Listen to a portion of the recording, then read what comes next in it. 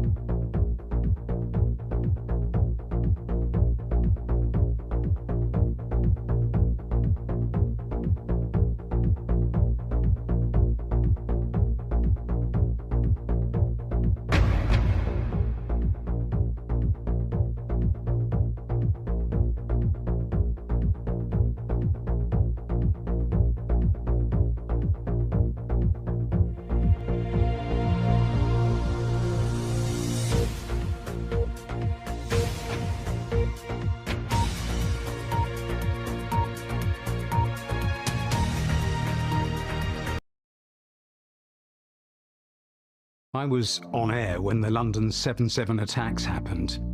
That day was different because of the sheer volume of information we were grappling with in real time. We couldn't let the desperation for news influence our reporting or be overwhelmed by the magnitude of what we were witnessing. Today, as we wade through endless waves of misinformation, it's vital that we don't just ask the questions, we question the answers. I'm Matthew Emerywala on Verified Live for BBC News.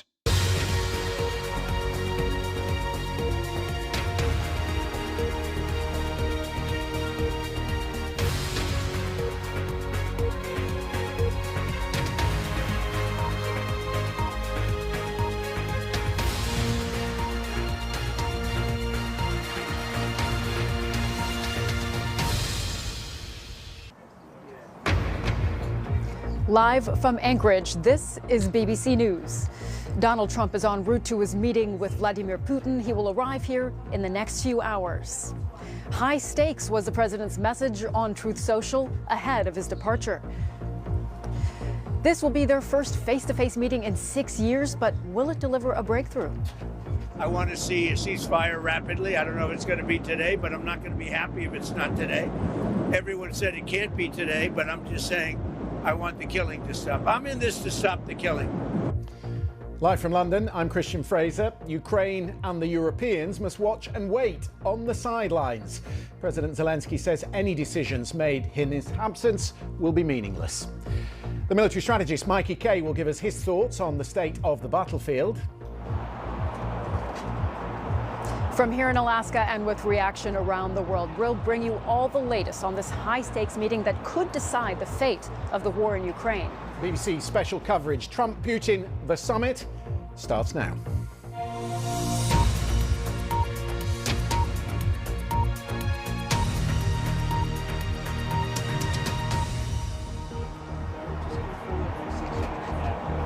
A very warm welcome to the start of our special rolling coverage of events here in Alaska. I'm Sumi Somaskanda in Anchorage. And I'm Christian Fraser in London. We are on the brink of a seismic moment in the story of Ukraine. The US president described it in 2 words as he left Washington this morning: high stakes, which few would dispute. Yes, in theory, President Zelensky holds a veto over whatever might be decided in Alaska today.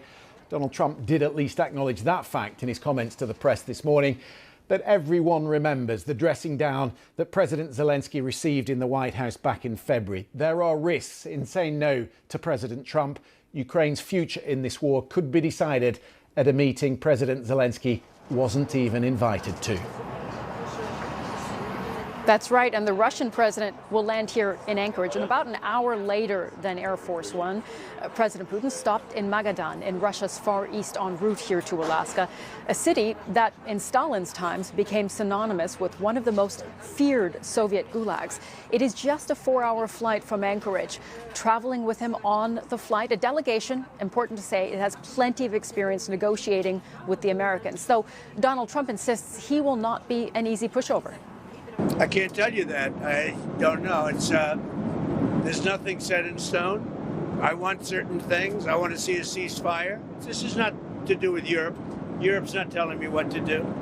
But they're going to be involved in the process, obviously, as will Zelensky. But I want to see a ceasefire rapidly. I don't know if it's going to be today, but I'm not going to be happy if it's not today.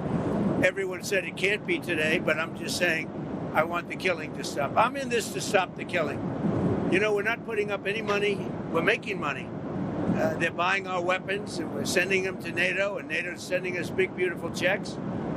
But that I don't care about that. I care about, it was a big factor when Biden spent $350 billion and got nothing. But what I do care about is they lost last week, 7,011 people were lost, almost all soldiers. 36 people in a town which got hit by a missile. But over 7,000 soldiers. It's crazy. Yeah, we'll get into a bit about the fighting on the ground, just as intense as ever. I thought there were a few interesting nuggets in this pool spray this afternoon, Sumi. I'm not here, he says, to negotiate for Ukraine. I mean to get President Zelensky to the table, and we will provide security guarantees for Ukraine alongside Europe. What did you make of that? It was really interesting to hear that, wasn't it? And I'm sure very welcome news to the Ukrainians, Christian. Now, I should say I spoke to one of the advisors to President Zelensky about an hour and a half ago, and they were quite pleased, of course, the fact that we've heard from President Trump that Ukraine will indeed have security guarantees. Now, it's important to note that President Trump, when talking about this, he said, well, not in the form of NATO. We know that one of President Putin's demands has been that Ukraine cannot join NATO. Of course, the Ukrainians see that differently, but what's most important to them right now are ironclad security guarantees. And President Trump said on Air Force One, well, we would do that together with the Europeans. He said maybe. So this is something that's really important for both the European allies, as you know, Christian, and for Ukraine. And really fascinating as well to hear him really defer to Ukraine when talking about territory as well, where he said, well, you know, are we talking about territory? Yes, but I can't make any arrangements or agreements. That is for Ukraine to do. So that is certainly echoing what we heard from European allies meeting with President Zelensky this week. Of course, the British Prime Minister as well, setting out Ukraine's red lines, its priorities. But it also just underlines the vacillating nature of what we've seen from President Trump's messaging. On the one hand, tough on Ukraine in those first few months. You mentioned that White House blow up with President Zelensky, then growing frustrated with President Putin, first saying this meeting is high stakes, then saying, you know, it's just going to be a moment for the two leaders to feel each other out. Here we're getting a sense that President Trump, in that comment or in that post, high stakes, does see this as a real opportunity. Yeah, we'll see if his tougher line on Russia holds in the heat of the negotiation, because as we well know, Sumi, they do say at the White House the most important person is the last person in the room. Let's talk about where you are, and that is Alaska. It's a strange place to have a meeting like this because, of course, it used to be part of Russia, and the base that they're meeting on, well, it's there to listen on the Russians. Yeah, isn't that fascinating? Joint Base Elmendorf Richardson. It's about to give you a sense of where we are. We're in downtown Anchorage. The Joint Base is about a 15-minute drive from where we are. We have our correspondents who are currently going through all of the security sweeps to get into the base because, as we know, there is going to be a press conference. Whether it's a press conference with both presidents or just with President Trump, that remains to be seen. But it is a base that is home to both the Air Force and the Army, and its focus is really in protecting the Asia Pacific and U.S. interests in the Asia Pacific. But as you said, it played an important role in the Cold War. So the imagery, the symbolism of this base and this state is really fascinating. We heard that also from the Russians, who see this in a way as a sign of respect to President Putin, to say, he doesn't have to travel to a further location. It's quite easy for them to land in Alaska. We saw President Putin on the way to Alaska, stopping en route. On the other hand, you've heard President Trump's critics say, this is a huge problem. You're welcoming President Putin not only back to U.S. soil at a time where, of course, he is accused of war crimes in Ukraine, but it is also a gift to President Putin to recognize him, to bring him back into the fold, and to bring him to an airbase where you have some of the U.S.'s most fearsome fighter jets and aircraft. So certainly the imagery, and symbolism there is really significant, and it adds to kind of the backdrop, this incredible backdrop, including those mountains behind me that are the scene setting for this meeting. Just a quick word on President Putin. He has not backed off many of the maximalist positions that he set out back in June. He wants the Ukrainians to scale down the military. He does not want NATO membership for Ukraine, and he wants international recognition of those places that he's taken in the east. That's a very tough starting point for a negotiation. It really is. And, we've seen actually from the Ukrainians as well, they're very clear there needs to be a ceasefire before there can be any negotiations on what a peace deal might look like, what territorial swaps could look like. President Putin, as you said, hasn't changed any of his demands. And in fact, that is something that many of President Trump's critics have pointed out to him. They see this as appeasement, if you will, in allowing President Putin to come here and granting him this high-level summit. At the same time, President Trump has been very clear. He sees this meeting not at all as something that is appeasing President Putin, but rather as a way to start the process, start the ball rolling. But it'll be interesting to see what actually comes of it, with President Putin not backing down from what he wants, and the Ukrainians being very clear what their red lines are. President Trump insists that he is well prepared, that he knows that President Putin is a tough negotiator, and that they are very clear on what they want as well. But let's get a better idea of that now with a former NATO Supreme Allied Commander, retired General Wesley Clark, who's with us. General Clark, it's good to have you back on the program. Thanks for joining us. What do you think President Trump needs to do going into this meeting, looking at what some of the issues are on the table, as we were just discussing, the fact that the Russians have not changed their position at all on what they want? Well, I hope he'll stick to his guns and say this meeting is about Ukraine and a ceasefire, and not be seduced by President Putin saying, oh, Donald, we could have wonderful bilateral relations. Let's talk about strategic arms control. Let's talk about the wonderful investment opportunities for your businesses in Russia. So I think if he can keep it focused on getting a ceasefire and using that as then the building block for the next step, that's fine. There's a trap in this, though. To get a partial ceasefire could be devastating to Ukraine. Right now, Ukraine has the initiative in terms of being able to have effective deep strikes. They're really putting a dent in Russia's petrochemical complexes. They've cost Russia billions of dollars in lost foreign exchange. And at the same time, the Russians they're hurting people, they're attacking civilian targets, but they're not able to dramatically affect Ukraine's military potential through their airstrikes. So if there's something that would emerge out of this and say it's a ceasefire of airstrikes, that doesn't help Ukraine, that hurts it. You said a partial ceasefire. The Ukrainians want to see a full ceasefire before anything further is negotiated. President Putin is clear he doesn't want to see that at all. And we've seen Russia continue to strike Ukraine in the lead up to this very summit. Where do you think there's any leeway between those two positions on where we could see a stoppage in fighting? My guess is that there won't be a ceasefire agreement, but there'll be discussion of a ceasefire agreement, and that they'll postpone this to another meeting. Vladimir Putin would like to stall. Yes, his economy has certain needs, and it's difficult, and he's reliant on China, probably more than he wants to be. But stalling, keeping the United States from imposing more sanctions, restricting the U.S. determination to provide more assistance to Ukraine. If this can be accomplished by this meeting, it's a positive outcome for Mr. Putin. So really all he has to do is stall and say, let's do another meeting, and he comes out relatively ahead. What President Trump has to be concerned with is he doesn't want to look like he's dominated by Mr. Putin. And so there's got to be no histrionics, and he's got to look like he's in charge. He did this by inviting Putin to come to Anchorage Air Force Base up in Fairbanks. And this makes sense. It works for the United States, even though some people have criticized it because it puts Putin on American soil. So it's a good start for President Trump. Let's see how it goes, though. General, you won't be surprised, given that I'm sitting in London, that I'm most interested in the deterrence element of this negotiation. How do you stop Russia coming back for a third bite? The president's talked about European troops on the ground. Senator Lindsey Graham said on Sunday that they were there as a tripwire. To what end? I mean, if they're a tripwire, are they there to fight the Russians if the Russians come across the line? Well, this is the problem, really. You see, we say ceasefire, but to have a peace agreement, you've got to have confidence-building measures.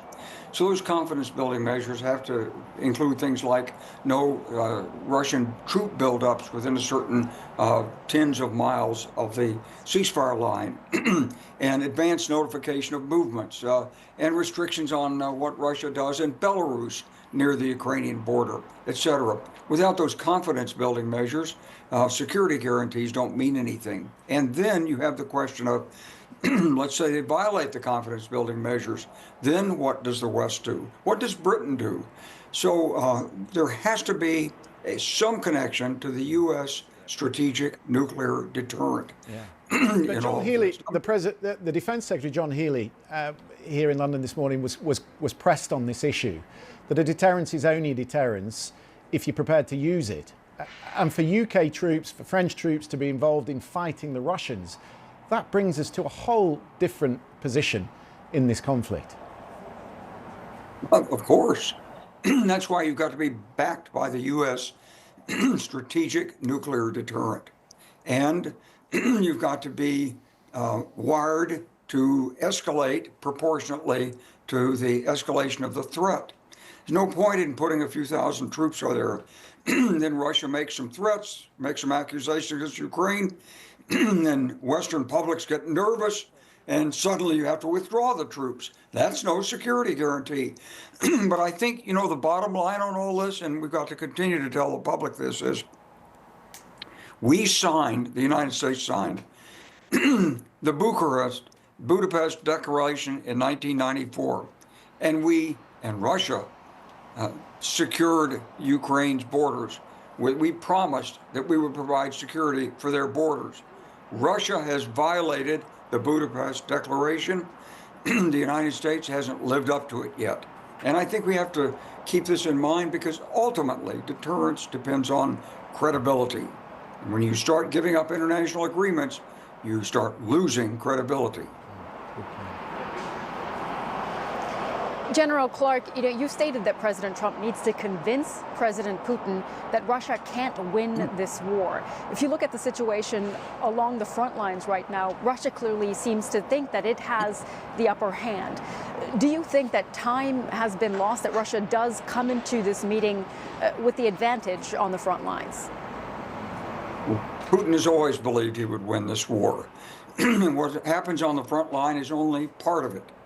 He believes he has superior political, economic mobilization capacity. Not that his economy is greater than the West, but that he can mobilize it. And Western democracies, we're living in peacetime. For us, it's a big deal to go from 2% to 3% of gross domestic product on defense. And most Western nations don't have conscription. He's got conscription. He puts out calls for draft. He's got a state-run economy. He's building weapons 24/7. He's building and bringing stuff in from China. He thinks he's winning. So yes, it's not just the front line, although that doesn't look particularly good right now, but it's overall.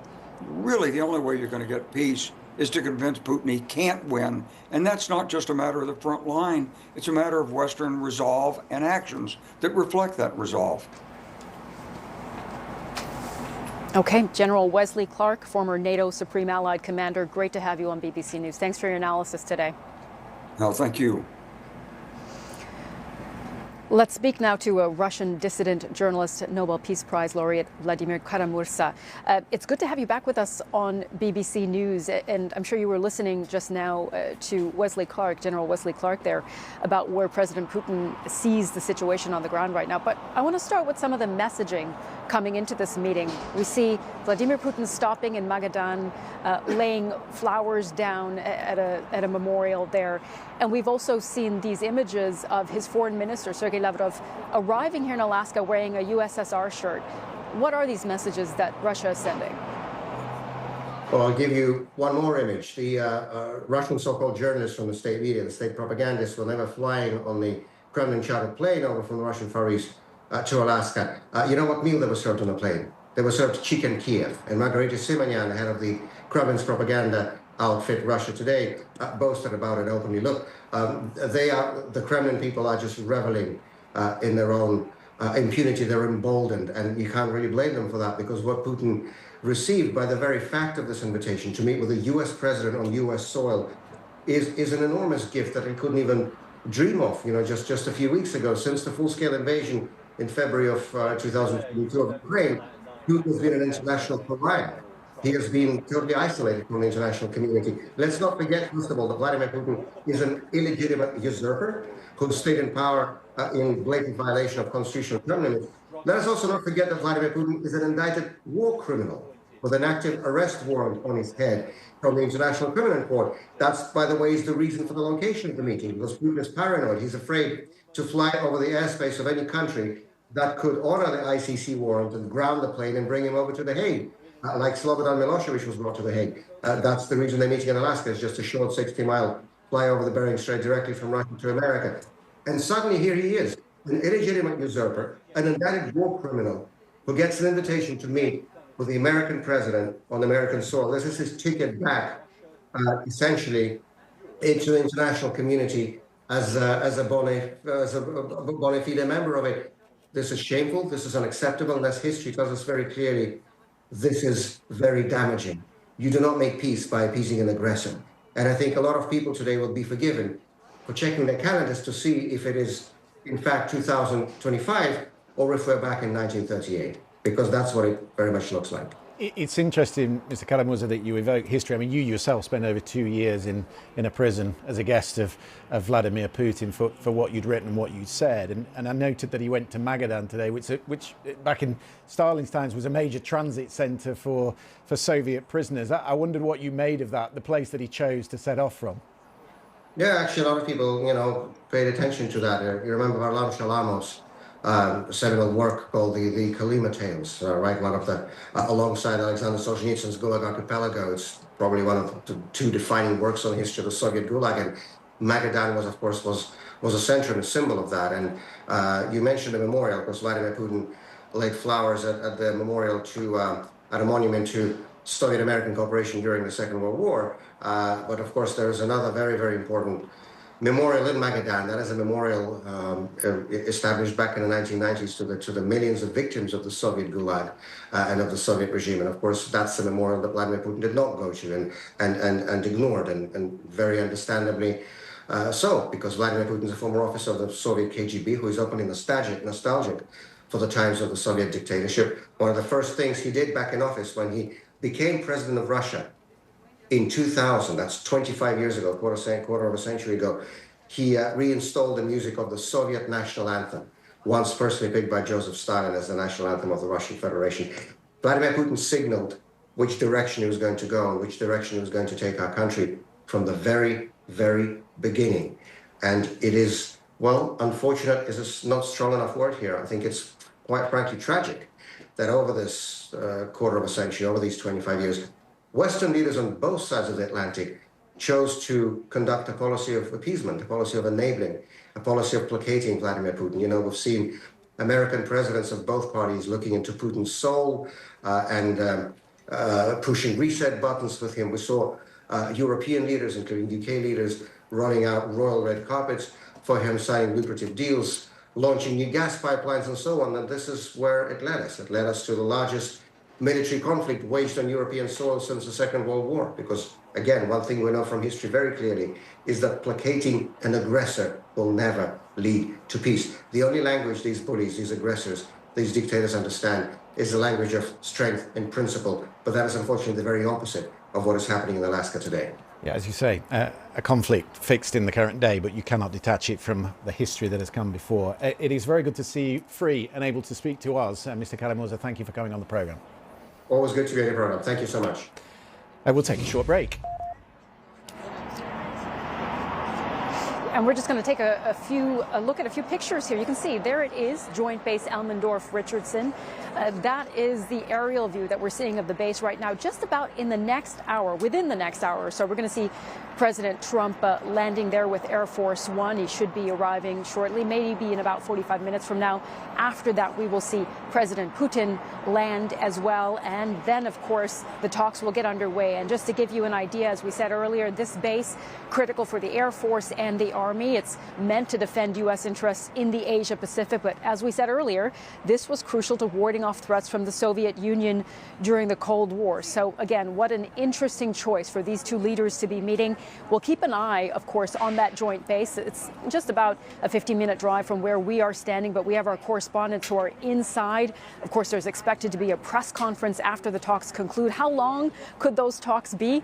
Anywhere from 15 minutes, 20 minutes to what the Kremlin has said in advance could be 6 to 7 hours. So we're going to take a look at what's coming up. But there you have it, the live pictures of the joint base there with the president of the U.S. set to arrive within the next hour. We'll take a short break and be back with you in a moment. Around the world and across the UK, this is BBC News.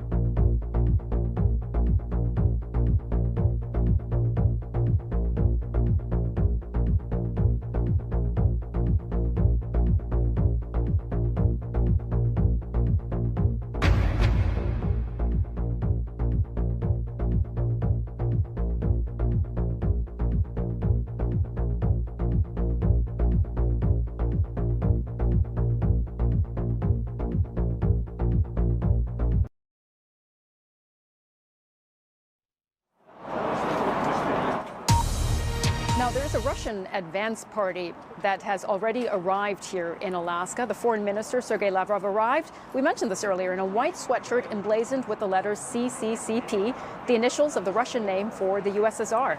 Yeah, as we were just discussing, a nod to, perhaps a not so subtle nod to the sense of state inferiority that drives Putin's imperialist ambitions. The Russians want to present the Alaska meeting as a remake of the Cold War summits when the superpowers, the USSR and the United States, would carve up the world together. The sort of fantasy that alarms the Europeans, particularly those who were bound to the old Soviet Union.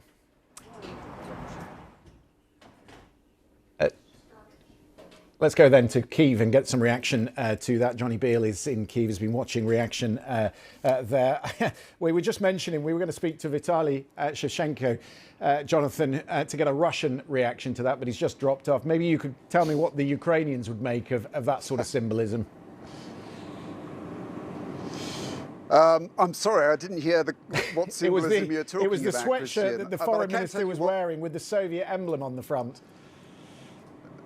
I don't think they'd be that surprised that that's what happened. You know, they talk about the Russian Federation being very much like the old Soviet Union. So, and let's be honest, they kind of know what this war is about. They think it's about Russia trying to rebuild what was the old Soviet Union. President Putin, that's clearly been part of his narrative in this war. He doesn't see Ukraine as a separate country. But I think as far as the talks are concerned, President Zelensky has said high stakes indeed, echoing what President Trump said. But I don't think there are high hopes here that those talks in Alaska will achieve that much, not least because they are not there. I don't think there are high hopes that there will be a ceasefire imminently. Ukraine has just sent additional reinforcements to the east, where the Russians have been advancing. Now, President Zelensky says this is part of a narrative that Moscow is trying to build to influence these talks, essentially that Russia is winning and Ukraine is losing. Ukraine says that front has now stabilized, but I think there is not a lot of hope that something concrete will come out of this meeting. And President Zelensky has made clear again that for any peace that's going to be just, it has to include Ukraine. Now, there is the possibility that might happen if these talks are successful, and then there's another round. That would be a small win for President Zelensky, because so far President Putin has refused to meet him, doesn't even recognize him as Ukraine's legitimate leader. But I think there is essentially a lot of hope on America. President Zelensky said, we are counting on America. And that's for the simple fact that they are not there, and they certainly do not trust President Putin. Johnny Beale in Kyiv, thank you very much for that. Let me just show you the live picture that we've got our eyes on. We're probably about an hour away from Air Force One coming into view. We're told around 8 o'clock UK time it will arrive there in Anchorage, I should say, with the Russians about an hour behind that. So plenty of preamble still, which we will get into after this short break.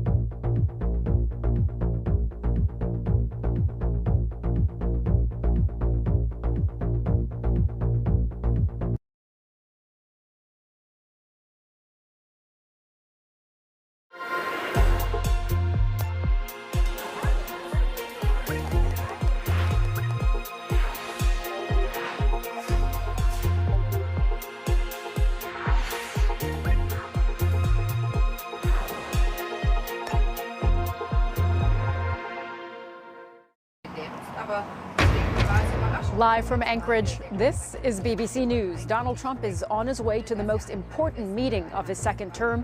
The future of Ukraine and the security of Europe could be shaped by today's meeting in Anchorage, Alaska. The president said he would end this war in 48 hours. For 6 months, he's been strung along by Vladimir Putin. What leverage does he have over him? We'll take a closer look at the Russian economy.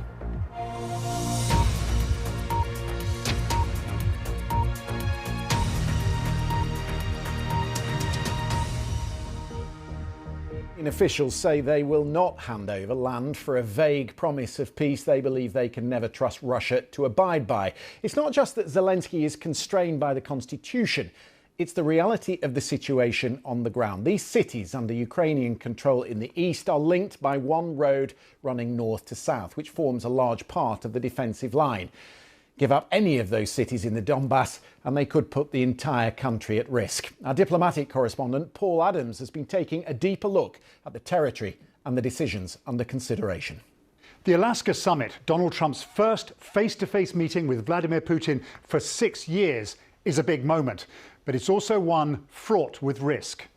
Let's look at who controls what in Ukraine and what might be at stake in any peace agreement.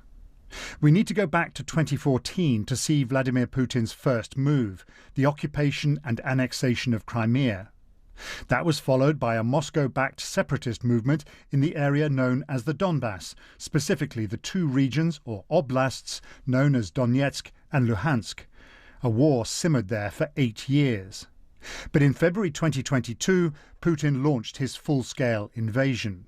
Russian troops reached the outskirts of Kiev and seized huge swathes of the south, including big chunks of 2 more oblasts, Zaporizhia and Kherson. The war has ebbed and flowed ever since. Russia now controls around 20% of Ukraine. In the east, Russian forces are advancing, but very slowly and at great cost. President Zelensky says that what's needed now is an unconditional ceasefire. But in the run-up to his Alaska summit with Putin, President Trump has started talking instead about territorial swaps, causing shockwaves in Kyiv and across Europe. But what could these swaps mean, given that all the territory in question legally belongs to Ukraine? Let's look at the Donbass. Some reports suggest that Mr. Putin is demanding that Ukraine hand over the remaining territory it controls in both oblasts. But that would mean Kyiv giving up on places which tens of thousands of Ukrainian soldiers have died trying to protect. For Kyiv, such a concession would represent a bitter pill. Ukraine's leader, President Zelensky, says Ukraine will not leave the Donbass. What about Zaporizhia and Kherson? Here, it's reported Russia is offering to halt its offensive and freeze the lines. But would Moscow be prepared to give any of it back? It seems unlikely. This is all part of Vladimir Putin's strategically vital land bridge connecting Russia to occupied Crimea. Putin regards all these places as part of Russia. For Ukraine and Europe, territorial swaps at this very early stage are a non-starter. A discussion about future borders may eventually come, but only when the war has stopped and Ukraine's future security has been guaranteed. Let's speak about the Ukrainian perspective now with Oleksandr Merezhko, a Ukrainian MP, chair of the Ukrainian Parliamentary Committee on Foreign Affairs. Thank you for joining us. Good to have you with us today. We've seen President Trump say just a short while ago that he would be very unhappy if Russia did not agree to a ceasefire today. He even said, I would walk, meaning walk away from these talks. Do you think it's realistic for President Trump to expect that a ceasefire would be agreed in this meeting today? Well, theoretically speaking, it is realistic. But when we look at the interests of Putin, interests of Russia, we understand that the chances are slim to reach any tangible result, because Putin is absolutely not interested in ceasefire. He has not agreed. He rejected actually a number of times when President Trump put forward this idea of unconditional ceasefire. Putin is absolutely obsessed with destroying Ukraine. He doesn't need extra territory for Russia. He needs to subjugate the whole Ukraine and then to use it as a springboard to establish or re-establish hegemony and to restore Russian and Soviet empire. Would Ukraine or could Ukraine accept any sort of territorial swap? What would that look like? Or what would need to happen for that to take place? Well, from legal perspective, it's absolutely impossible because our constitution doesn't allow it. Our constitution is firmly based, like many constitutions in the world, on such principles as territorial integrity. From international legal perspective, it's also impossible. But we also have to think, we have to understand that it's not only about Ukraine. It's about risk to create very dangerous precedent when the aggressor is rewarded, not punished, as a result of his crimes, a crime of aggression. If we do it, if we allow this to happen, then potential aggressors will follow the same pattern, and the whole global security will be in shambles. Mr. Mereshko, despite the precedent that it sets, which is a dangerous one, as you say, could you expand on that? What is the risk of allowing President Putin to take over and control the Donbass? Well, if we do it, let's not forget that Russia is a junior partner in strategic partnership with China without limits. And I'm sure that China will draw some conclusions and will view it as an experiment. If that's the precedent Russia it sets. manages to get away, yeah, that's the precedent it sets, and that is one thing. But what is the risk to Europe and to the rest of Ukraine if you start handing over cities in the Donbass? Well, it will destroy the whole European architecture of security established after the Second World War and after Helsinki Final Act. So it can destroy inviolability of borders in Europe, and it will cause, it will be like a chain reaction, which might destroy everything in Europe and in other regions of the world. Obviously, part of this negotiation is the deterrence, which we talked to Wesley Clark about earlier in the programme. How do you see the deterrence? What do you think needs to be put in place to stop President Putin coming back for a third time? It's a crucial issue, but the answer to this question depends on the Putin's mind. The question is, what can be deterrent, reliable deterrent, effective deterrent from his perspective? What can stop him from launching another invasion of Ukraine in the future if we have any kind of ceasefire? And the answer is simple so far. It's NATO membership for Ukraine. As for other alternative deterrence or security guarantees, I'm not sure about that. Alexander Mereshko, chair of the Foreign Affairs Committee. Really interesting to get your perspective on this historic summit today. Thank you for joining us. Thank you. Well, earlier this week, the former head of MI6, Alex Younger, told BBC Radio it was hard to be optimistic about the summit given Putin's attitude to the talks and the US president's approach to the negotiation, which in his view is structurally flawed. I've seen absolutely nothing that indicates that Putin is in any way prepared to change course and resolve from his aim of total subjugation. It's hard to be optimistic, even though, of course, we desperately want a diplomatic solution. The risks are pretty high on the downside. And the key things we need from these talks are twofold. One, that Ukraine gets in the room. And two, that we double down on the pressure we're putting on Putin, which is working. Joining me in the studio, our chief international correspondent, Lise Doucet. We were talking in the break together, and the one word that I scribbled down on my pad here is coherence. Coherence of the negotiation. You have concerns about that? And well, you've heard already today many expressing concern that summits, when they happen, are the work of extensive preparation by both sides. You game it, what you want, how do you get from A to B, what the person on the other side of the table, what do they want? And they usually, both sides, work out quite a lot of it before they get to the table. From everything we've heard so far, President Trump is starting like this, a blank sheet of paper, and nobody really knows. Do even the aides on both sides know exactly what they want to come out of it? President Trump's mantra since he came back to the White House was, stop the killing. I want to stop the killing. And that's a very noble aim. But the difference between ending the war and beginning a path towards peace are very, very different. And even ending the war and stopping the killing is incredibly complex. And it's even more complex when you're across the table from the master of it all with President Putin. And there's this President Trump has this confidence, overconfidence, and he is the man who said I could end it in a day. And then now he's saying that I'll know in the first few minutes, 2 minutes, 3 minutes. Then he said maybe 5 minutes. I'll know whether President Putin wants to make is ready to do a deal. His last, he said, is you know he changes his mind. His last is that he said he'll be very disappointed if there's not a ceasefire today. Will they be able? The only ceasefires President Putin has agreed to so far, President Putin is very aware, both of them need to come out saying it's been a success. Before, he said limited ones, a ceasefire in the air, a ceasefire in the ground, a ceasefire for this number of days. I'm sure President Putin has figured out a form of words so that he's seen to be wanting to work with President Trump, but he's got his eye very fixed on the goal. And his long-term goal has not changed. The total domination of Ukraine, which is not just a question of territory, it's also a question, as we heard from Mr. Mereshko, of dominating it, of hegemony, of sovereignty. You talk about the players that are on the stage at this negotiation. It's an important part. There are decades of experience among the Russian side. You know, Sergei Lavrov, who's negotiated with the Americans before. If you want a coherent negotiation, then you have to know the basis on which your opponent is negotiating. And a lot of the criticism, we heard it from the Germans this week on BBC Radio, is about Steve Witkoff. Incompetent was the word they used. That's a very strong word when you're talking about the chief US envoy.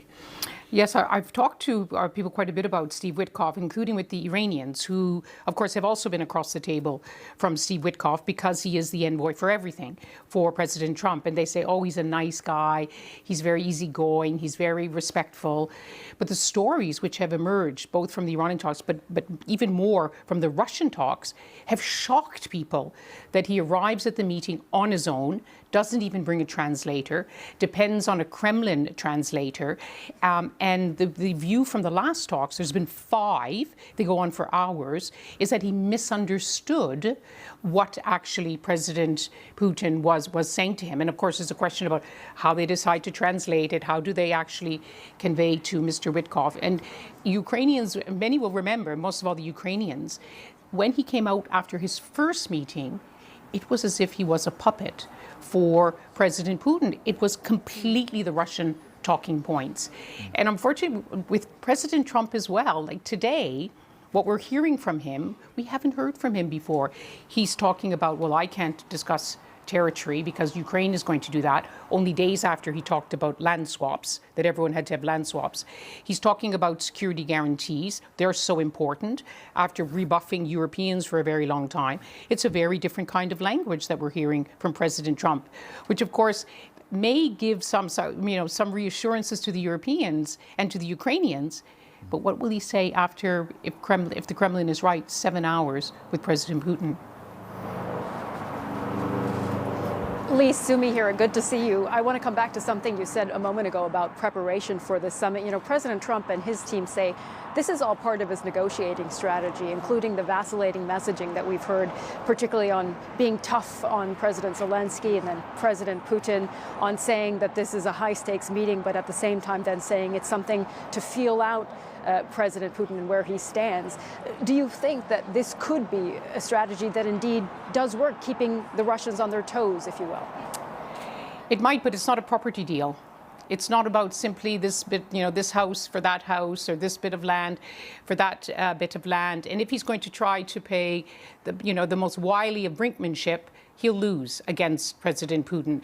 President Trump was saying today, oh, President Putin has been at it for a long time, and I've been at it for a long time. But President Trump has been doing it in terms of reality television and property deals. Maybe or maybe not, he was very good at that. President Putin has been in the game of games in terms of global politics, in terms of spycraft, in terms of the dark arts. Even, the way Sergei Lavrov, the veteran foreign minister of foreign ministers, everything. It's interesting when you look at histories of mediation, everything down to well-prepared summits is what is where will they take place? What is the shape of the table? Where will it take place? How will they be seated? Who will be at the table?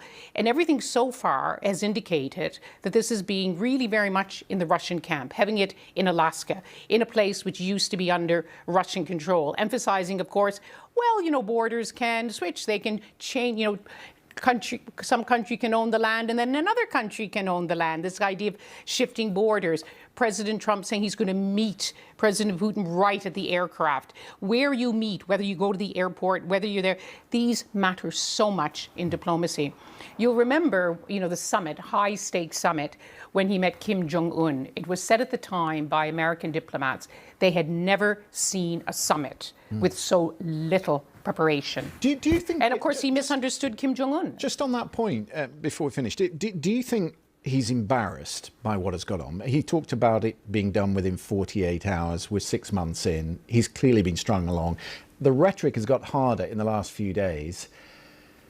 And I wonder if in the back of his mind he thinks back to Helsinki, the summit we were at, in which actually he was played. I mean, it was excruciating. President Trump's not going to admit that because he likes to. Remember his inauguration speech? He said he wanted to be remembered as a peacemaker. He wanted to be the unifier. It's reaching embarrassing levels now about his lobbying for the Nobel Peace Prize. He talks about ending a war a month now. In his first months in power, he's still, whether he's deceiving himself, but he still talks about his great ability to do a deal. And the people around him keep saying that he's the one to make a deal. And, maybe some of that keeping people on their toes can play have a certain role. But what we're seeing, whether it's tariffs or when he talks about territory, it's causing people can't plan, whether it's businessmen or diplomats or economists, or it really is a very, very unpredictable world. And let's just remember, we were both there at that in Helsinki, and I'll never forget that press conference there. We're waiting for one now. Sumi, there was an audible gasp in the hall among the journalists when President Putin was asked a very good question. Journalists don't always ask good questions, but they did this time, about the report by the intelligence services about Russia's meddling in the election. And President Trump looks at President Putin and says, well, he told me he didn't meddle. So he actually was saying, I agree more with President Putin than I do with my own intelligence agency. We'll see. So let's see what happens today at that. We're watching that. Sumi, you're looking more worried by the minute. Yes. It's going to be a roller coaster. Let's hope for the best. It's going to be a roller coaster. If he wants to stop the killing, let us dare to believe that something might come out of it. As because you started, the premise is noble enough, and that's where we should begin. And because the alternative is very, very bad, both for Russia and for Ukraine. We've got to get to a break. We're still about a couple of hours away from this getting underway. Lise will be here along with all our experts through the course of the evening. Good to have her alongside. Let's take a short break. Around the world and across the UK, you're watching BBC News.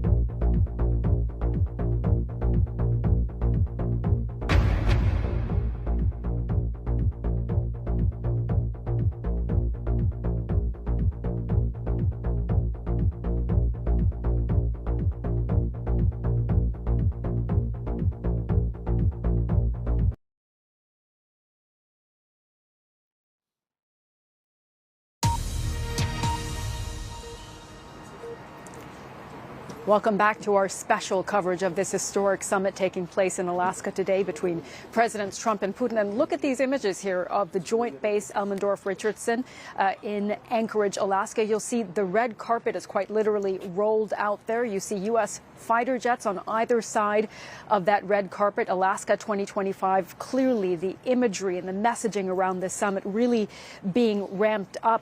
And in fact, you see there the stairs that will be for when President Trump arrives arrives in about half an hour's time. That's what we're expecting for him to be wheels down at around that time. And then President Putin will arrive, and that will be an extraordinary moment, won't it, when we see these two leaders together, perhaps standing there for a photo op. At least that's what we're anticipating. And in fact, our correspondent, Anthony Zurcher, who is inside at the base, said that there is a stage inside as well that have an American and Russia flag that says the words "pursuing peace." So it really gives you a sense of how the White House is staging this event, what they expect to come out of this event. And we're going to see the president land there in a short moment. So we're going to keep our eye on those images there. You see those preparations really underway with just about half an hour to go till President Trump lands here in Anchorage with those stunning mountains in the background. And we have our senior North America correspondent, Gary O'Donoghue, with us as we continue to look at these images. Gary, what do you make of this messaging? Pursuing peace, Alaska 2025, this red carpet. What do you take away from it? I mean, it is an air base, but even so, that's a bit of a flex, isn't it? I think having those planes all over the place there. Pursuing peace, I mean, I guess that's a sign of the cautiousness that both sides are pursuing here. I mean, that's not making peace, that's not agreeing peace, that's not achieving peace, is it? It's pursuing peace. Yeah. So I think that's a kind of an expectations management thing, and we know that is the case because we know Donald Trump already this morning has said, you know, what does success look like? He says, I'm not sure. A ceasefire would be great, and I'd be very unhappy if there wasn't one. And that's certainly not a peace agreement or a final deal to end the war. What do you make of the messaging leading up to the summit? And we have heard from President Trump now several times in the lead up to the summit. He gaggled with reporters on Air Force One. He's spoken to Fox News. I mean, is this really about really controlling the information space before the summit starts? I think there's been an attempt to do that, but I think it's made it more confusing in some ways. I mean, bear in mind, we've had things like a listening exercise, which was one description of this summit. We've heard him talk openly about discussing swapping bits of territory. That's a much more substantive thing than a listening exercise. We've then heard about ceasefires, then we've heard about business opportunities for both countries, etc. So the goalposts have moved multiple times when it comes to this summit. And I think the point here is that there isn't really a framework of an agreement here. Even when the Special Envoy Steve Witkoff went to Moscow, he came away and there was some confusion about whether he'd understood precisely what the Russians were prepared to say. And we do know what Vladimir Putin's war aims are. We do know because he said so. He wants these 4 regions. He hasn't of changed Ukraine. those demands, has he? He hasn't changed those demands, and especially the Donbass, which he's occupying quite a lot of, pretty much most of. But there are the 2 regions where he isn't, that he also claims is he going to retreat from those. We don't really know what he's prepared to do, and we also don't know the extent to which he's prepared to be pragmatic, because his view of this war is that it's an ideological one, that it's about, as we saw from the Foreign Minister Lavrov's T-shirt, this is about the wider, greater Soviet Union and that great tragedy, as Vladimir Putin put it, about the breakup of the USSR back in 1990. Just quickly before we let you go, Gary, we understand it'll be Presidents Trump and Putin in the room, translators and an advisor each. What more do we know about what the talks will actually look like? Well, we don't know. We don't know exactly what format they will follow. I imagine they will make some opening positions. They tend to do that. Sometimes they break off to have discussions with their own groups to return. We do know the Russians have said before this they don't expect a kind of document out of this. And Donald Trump says, if you see me at the press conference on my own, then it hasn't worked. Yeah, indeed. Well, if there is a joint press conference, that will be something to watch closely. That'll be something spectacular. All right, Gary O'Donoghue, our senior North America correspondent. Thank you so much. Well, Mr. Trump is heading to Anchorage today armed with a package of financial incentives he hopes will smooth the path to a ceasefire. How much does President Putin need it? With us to discuss is Bloomberg's senior news writer Stephanie Baker. She's the author of the book Punishing Putin: Inside the Global Economic War to Bring Down Russia. Stephanie, it's good to see you. Putin has repeated his request for sanctions relief. How much does he need it? I think he needs it more than he's letting on. He's likes to talk tough that Russia can weather whatever sanctions that the West hands out. But in reality, Russia's weakening economy is Trump's best leverage at the negotiating table. Russia just recently sidestepped a recession. The Russian economy has been running hot, with the record spending on the war, but it's now starting to slow down. And he's been able to finance this war principally through oil sales. And that's because oil prices have been relatively high and Russian oil has only been lightly sanctioned. Now oil prices are coming down, the Saudis are pumping more, and that is hurting Putin's ability to keep financing this war. So I do think our reporting is that the threat of secondary tariffs on India for buying Russian oil did spur Putin to try to sit down with Trump. Interesting. I was going to ask you, sorry for interrupting, what it would mean were Trump good to his word and he sanctioned those countries that are buying Russian oil and gas. Have you forecast that? I think it is having an effect. We're seeing Indian oil refineries, for instance, trying to source supplies from other buyers, non-Russian buyers. I mean, the India has vowed to, hit back and fight these secondary tariffs. But I think it is having an impact. Now, remember, Russia's budget relies on oil and gas for about a third of its revenue. So if that is hurt further, that's going to really impact Russia's ability to keep this going. Russia is facing twin threats from sanctions that has contributed to high inflation. It's got labor shortages due to this record spending on weapons production. It has high interest rates of 18%. And rising bad debts in the bank sector. So it's not that the Russian economy is going to collapse tomorrow, but it doesn't look like Putin can continue to fund this war at the level that he's doing right now. Yeah, because a lot of those banks, let's not forget, are run by some of his closest mates. Just in terms of the sanctions, let's say that there was a split between the US and Europe, that they eased the sanctions and Europe stood behind their sanctions. What would that mean? U.S. sanctions are generally more impactful because the dollar is more widely used, and the U.S. sanctions are all about blocking people and companies from using the U.S. dollar. Having said that, I think the EU sanctions have been tough, and they've been rolling out additional sanctions in the past 6 months, while Trump has not. And I think Europe in particular could have an impact on this Russian shadow fleet of oil tankers that it uses to transport a lot of its oil.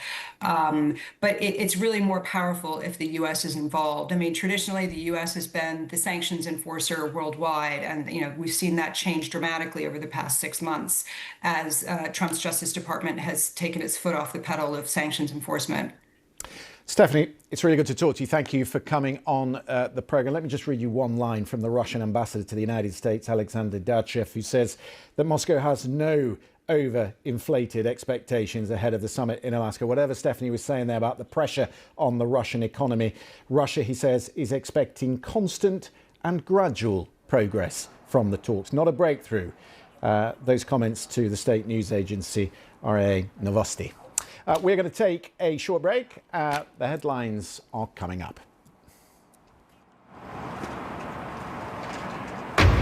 Live from Anchorage, this is BBC News. Donald Trump is on his way to meeting with Vladimir Putin. Air Force One is on the way. The U.S. president will be arriving here very shortly.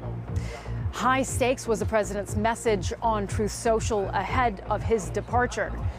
And this will be their first face-to-face meeting in 6 years. But can it deliver a breakthrough? I want to see a ceasefire rapidly. I don't know if it's going to be today, but I'm not going to be happy if it's not today. Everyone said it can't be today, but I'm just saying I want the killing to stop. I'm in this to stop the killing. Here is a scene live from the Joint Base Elmendorf-Richardson, where the red carpet has been rolled out for President Trump to arrive. Live from London, I'm Christian Fraser. Ukraine and the Europeans will have to watch and wait on the sidelines. President Zelensky says any decisions made in his absence will be meaningless. The military strategist Mikey Kay will be here to give us his thoughts on the state of the battlefield. From here in Alaska and with reaction around the world, we'll bring you all the latest on this high-stakes meeting that could decide the fate of the war in Ukraine. You're watching the BBC. We will continue our special coverage of Trump, Putin, the summit.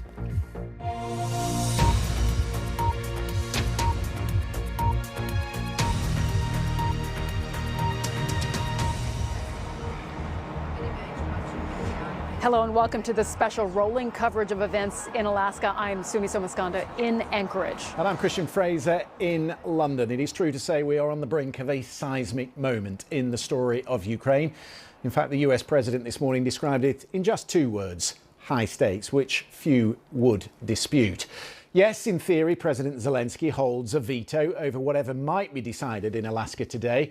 And Donald Trump did at least acknowledge that fact in his comments to the press this morning. But of course, everyone remembers the dressing down that President Zelensky received in the White House back in February. There are risks to saying no to President Trump. Ukraine's future in this war could well be decided at this meeting, a meeting that President Zelensky wasn't even invited to. A very different picture for the Russian president. He will land here in Anchorage in about an hour. Well, an hour later than Air Force One, really, but it could be about an hour from now. President Putin on the way stopped in Magadan in Russia's Far East, that is en route to Alaska. It is a city that in Stalin's time became synonymous with one of the most feared Soviet gulags. It's just a 4-hour flight from Anchorage, and traveling with him on the flight, a delegation that has plenty of experience negotiating with the Americans. But Donald Trump insists he will not be an easy pushover. I can't tell you that. I don't know. There's nothing set in stone. I want certain things. I want to see a ceasefire. This is not to do with Europe. Europe's not telling me what to do. But they're going to be involved in the process, obviously, as will Zelensky. But I want to see a ceasefire rapidly. I don't know if it's going to be today, but I'm not going to be happy if it's not today. Everyone said it can't be today, but I'm just saying I want the killing to stop. I'm in this to stop the killing. You know, we're not putting up any money. We're making money. They're buying our weapons, and we're sending them to NATO, and NATO's sending us big, beautiful checks. But that I don't care about that. I care about it was a big factor when Biden spent $350 billion and got nothing. But what I do care about is they lost last week 7,011 people were lost, almost all soldiers. 36 people in a town which got hit by a missile, but over 7,000 soldiers. It's crazy. President Trump speaking to the pool a little early. It's perfect, this base in Alaska, for the sort of meeting that we're about to get.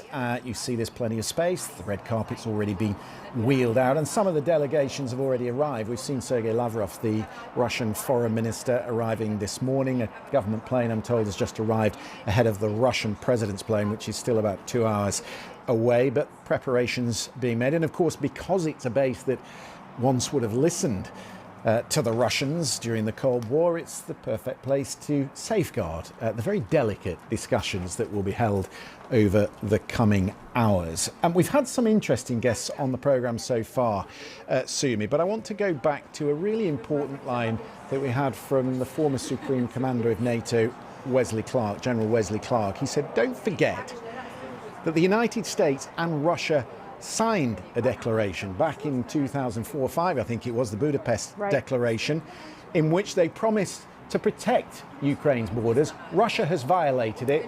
Why would they not violate it again?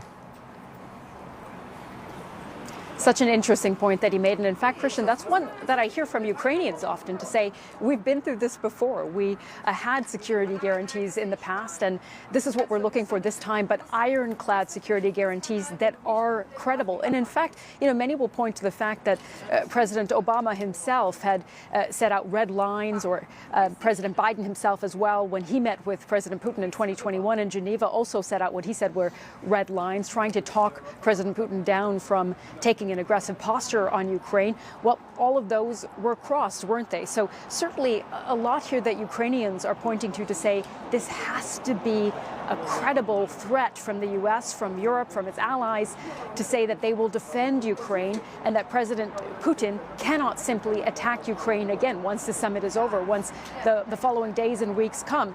Now, it is important to note as well that when it comes to security guarantees, President Trump has different voices in his ear, doesn't he? He has, the voices of his envoy, Steve Witkoff, his vice president, J.D. Vance, who have been a bit more cautious when it comes to what the U.S. involvement should be in terms of protecting Ukraine going forward, in terms of what territory Ukraine should and might be willing to give up. I should say, of course, as you know, Christian, the vice president was in the UK meeting with the Foreign Secretary David Lammy and did also speak to European counterparts. So, of course, he has been hearing that message as well. But on the other hand, you have the Secretary of State, Marco Rubio, who in the past has been very critical of President Putin, hasn't he? And he will have been in the president's ear as well, saying you must take a hard line with President Putin. You must make him understand that the U.S. will not tolerate being pushed around by President Putin in these talks, but also President Putin using this to prolong the war on the ground and continue striking Ukraine. Interesting to hear the president say, look, I'm not doing this for my health. We need to find peace. Yeah. We've talked about the place itself. We should talk a little more about that. It's not easy finding a venue for a summit like this, not least because the Russian president, let's not forget, is subject to an ICC arrest warrant for the abduction of Ukrainian children, which I imagine has substantially limited, Sumi, the potential locations. But tell us about this place, about Alaska and Anchorage. Yeah, it's a fascinating place as we're looking at these images. It's easy to imagine that at some point in today's discussion, Vladimir Putin will point to Alaska as a territory that changed hands. The U.S. actually bought Alaska off of Russia in 1867. In Moscow, there are nationalists who still believe it should return to Moscow. Let's look at a map at this most northerly point. Only the Bering Strait actually separates these two countries. And at its narrowest, they're about 5 kilometers apart, though both leaders are traveling quite some distance to get here. The military base where they're meeting, as we mentioned, is Joint Base Elmendorf-Richardson. It was built in 1940. Today, its mission is to defend U.S. interests in the Asia-Pacific. But as we've been discussing, Christian, during the Cold War, it was crucial to warding off threats from the Soviet Union. It is Alaska's largest base, perfect for a meeting like this. Obviously, key security measures have been taken here. There is ample space, we should say, for motorcades, all the infrastructure that you need to closely guard these highly sensitive discussions. And we do also, of course, have our correspondents who are on hand at the base. They have gone through, hours now of security checks as they've been waiting to get into the area just outside the ballroom where a press conference is expected to take place. In fact, here in Anchorage, our BBC Monitoring Russia editor Vitaly Shevchenko is with us. And Vitaly, I believe, if I understand correctly, you are at the base and will hopefully be going in for that press conference as well. But just give us a sense of how things are looking where you are. Yes, Sumi, I'm just outside this gate to Elmendorf-Richardson base. It's a very chilly morning. The media are gathering here, covered by tents, because it's about to start raining, I think. But in the past half an hour, a pro-Ukrainian rally has appeared outside the gate with 2 large posters saying "Stand with Ukraine." One of the demonstrators is wearing a jumper with the colors of the American flag. Vladimir Putin, I think, has scored 2 major wins even before coming here to Elmendorf. Just the fact that he will be meeting Donald Trump here is success for Vladimir Putin after years of isolation attempted by the West for his invasion of Ukraine. And also the fact that Volodymyr Zelensky is not going to be here is a major win for Vladimir Putin. The way things stand at the moment, it looks like no agreements will formally be signed here. The Russian ambassador to the US has been speaking to the Russian media, and he says that Russia is expecting gradual progress and movement after the talks rather than a breakthrough. So the best case scenario seems to be some sort of ceasefire agreed as part of the talks, following more negotiations, possibly involving Volodymyr Zelensky.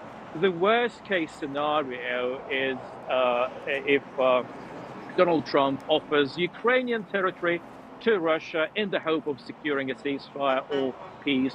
Volodymyr Zelensky rejects it, and the fighting continues. So things are up in the air at the moment. expectations are sort of running low. There's apprehension in Ukraine about what these two presidents will decide regarding the fate of their country. So things are about to get underway within the next hour or so, I understand.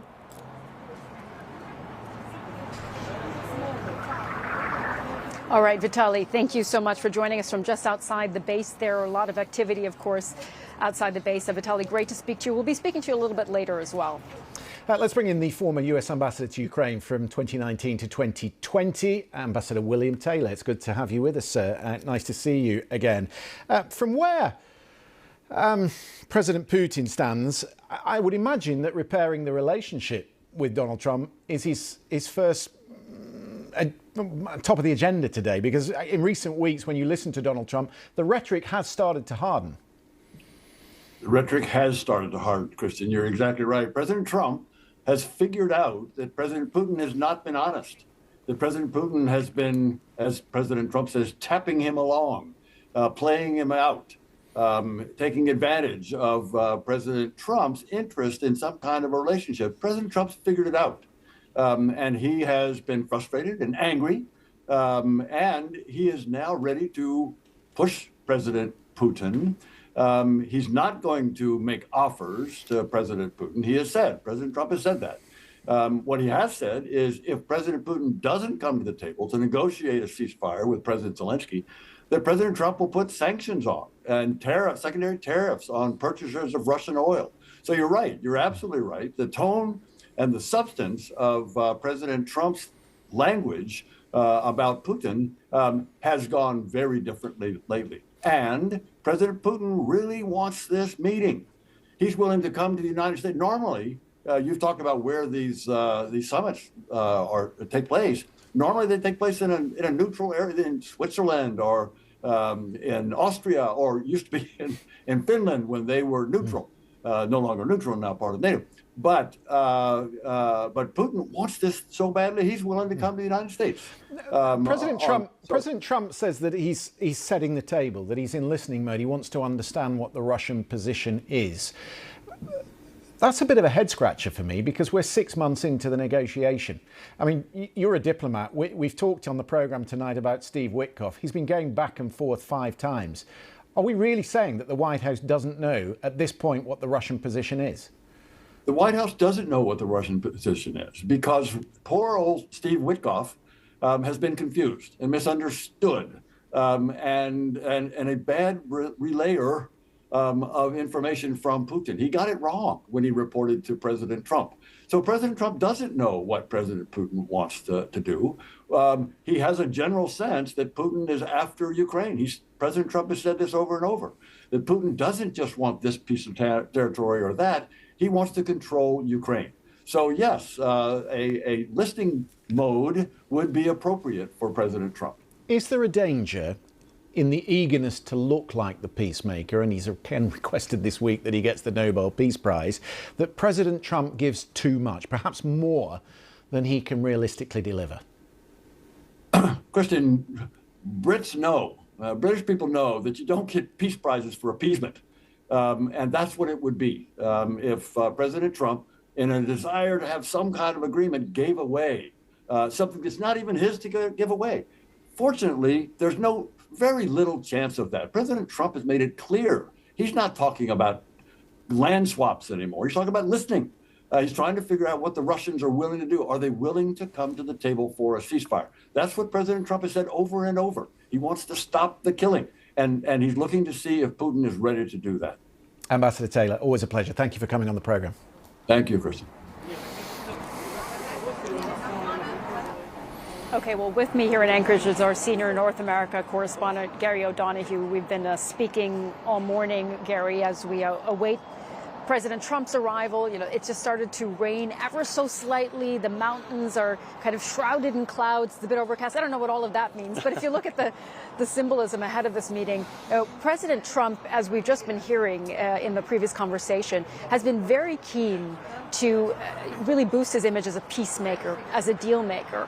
How important do you think that is to him today when it doesn't look like President Putin is willing to back down on any of his demands? It's one of the things I think that's driven Donald Trump through this whole process. I mean, you'll remember back on election night him talking about promises made, promises kept, and this was one of the promises to end this war. And he's been in recent weeks really going very hard to sort of get involved in some sort of, the geopolitics of various conflicts around the world, right from Africa to Central Asia, having these people at the White House who normally really wouldn't get a look in at the White House, let's be fair, trying to say, look, this is what I'm doing. And we know that's because he's very, very keen on getting the Nobel Peace Prize. He thinks he deserves that. So this is a big motivating factor for him. And of course, because it's in some ways his base here, politically, domestically, probably doesn't care all that much about whether or not he solves the war in Ukraine. I have to think back to your conversation with President Trump on the phone when you asked him, do you trust President Putin? And, there was that incredible pause and he said, I don't trust anybody. How do you think he's approaching President Putin in this meeting? Well, in a sort of transactional way. I mean, he talks about respect, he talks about them liking one another, but at the end of the day, he believes this is a negotiation, is a sort of deal to be done.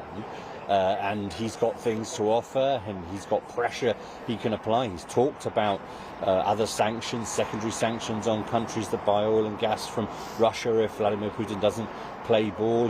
There are sanctions that the Treasury Department here, extra sanctions they could put on as well. So there is a sort of, carrot and stick, if you like, involved here. But at the end of the day, that's not clear to me whether that's the kind of negotiation that Vladimir Putin is going to respond to, given that he believes that there's a sort of a destiny issue involved here for Mother Russia, if you like. This is what Russia should be doing in terms of reacquiring land that is rightfully hers, in his view. So those two things don't necessarily match up when it comes to a negotiation. If you've got one side that's just purely pragmatic, just seeing what can be done, and the other side that's really got a sort of a vision thing going on about the future and the past.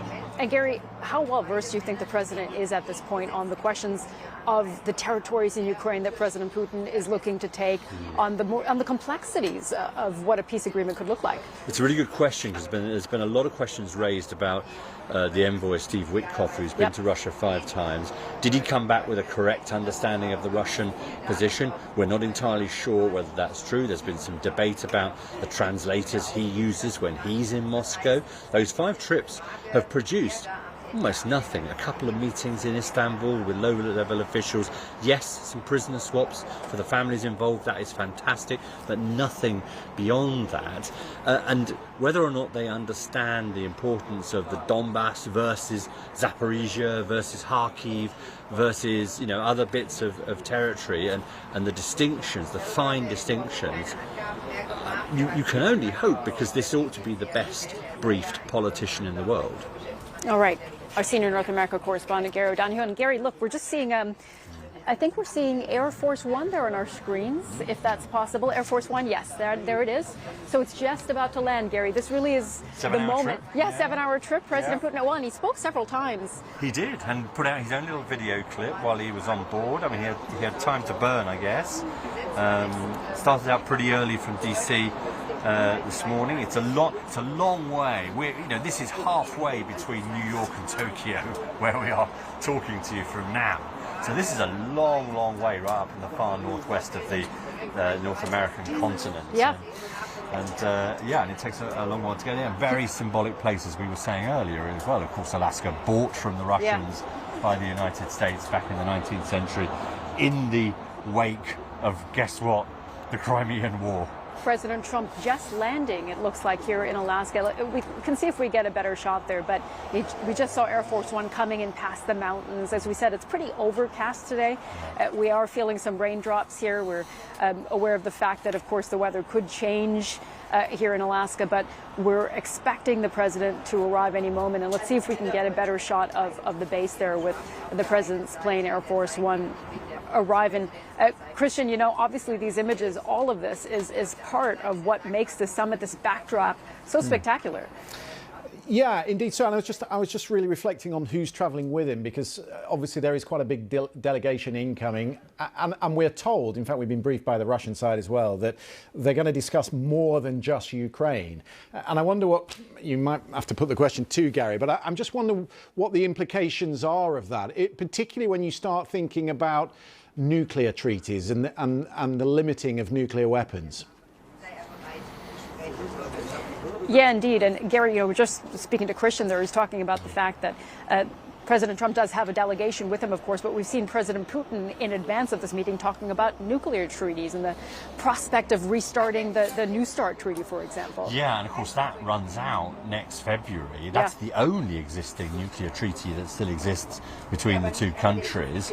And there's a lot of pressure to try and, particularly in this age of new generation weapons that are coming along, to try and get some dialogue to prevent a new arms race from taking place. So there's a lot of other things, wider geopolitical things at stake, which of course Russia would love to get into at this stage to dilute that discussion about its aggression in terms of the war in Ukraine. Yeah, it looks like we don't see the plane having arrived just yet, but certainly they are very close. And this is about the time, Christian, that we were expecting the president to land. And we'll have to see then when President Putin lands. We know he is on his way as well. And then let's see what the choreography of all of this is. All of that also plays a role, doesn't it? How do these two leaders greet each other? What is the body language like? Of course, President Trump met President Putin 6 times in his first term, Christian. So certainly some familiarity between the two of them. And as you were discussing with Lise Doucet earlier, there was that extraordinary press conference in Helsinki, wasn't there, Gary? Well, I was there. Yeah. As was Christian and Lise as well, yeah. Extraordinary, extraordinary exercise. And there it is, Air Force One. Yeah. We see it pulling up to the stairs there. I'm always slightly struck by the majesty of this. I've been to many events where US presidents turn up and the steps are always in the right place. It's always framed perfectly. And then it comes in and it stops right at the steps, and the president and all the entourage get off, and the press get thrown out the back, Sumi.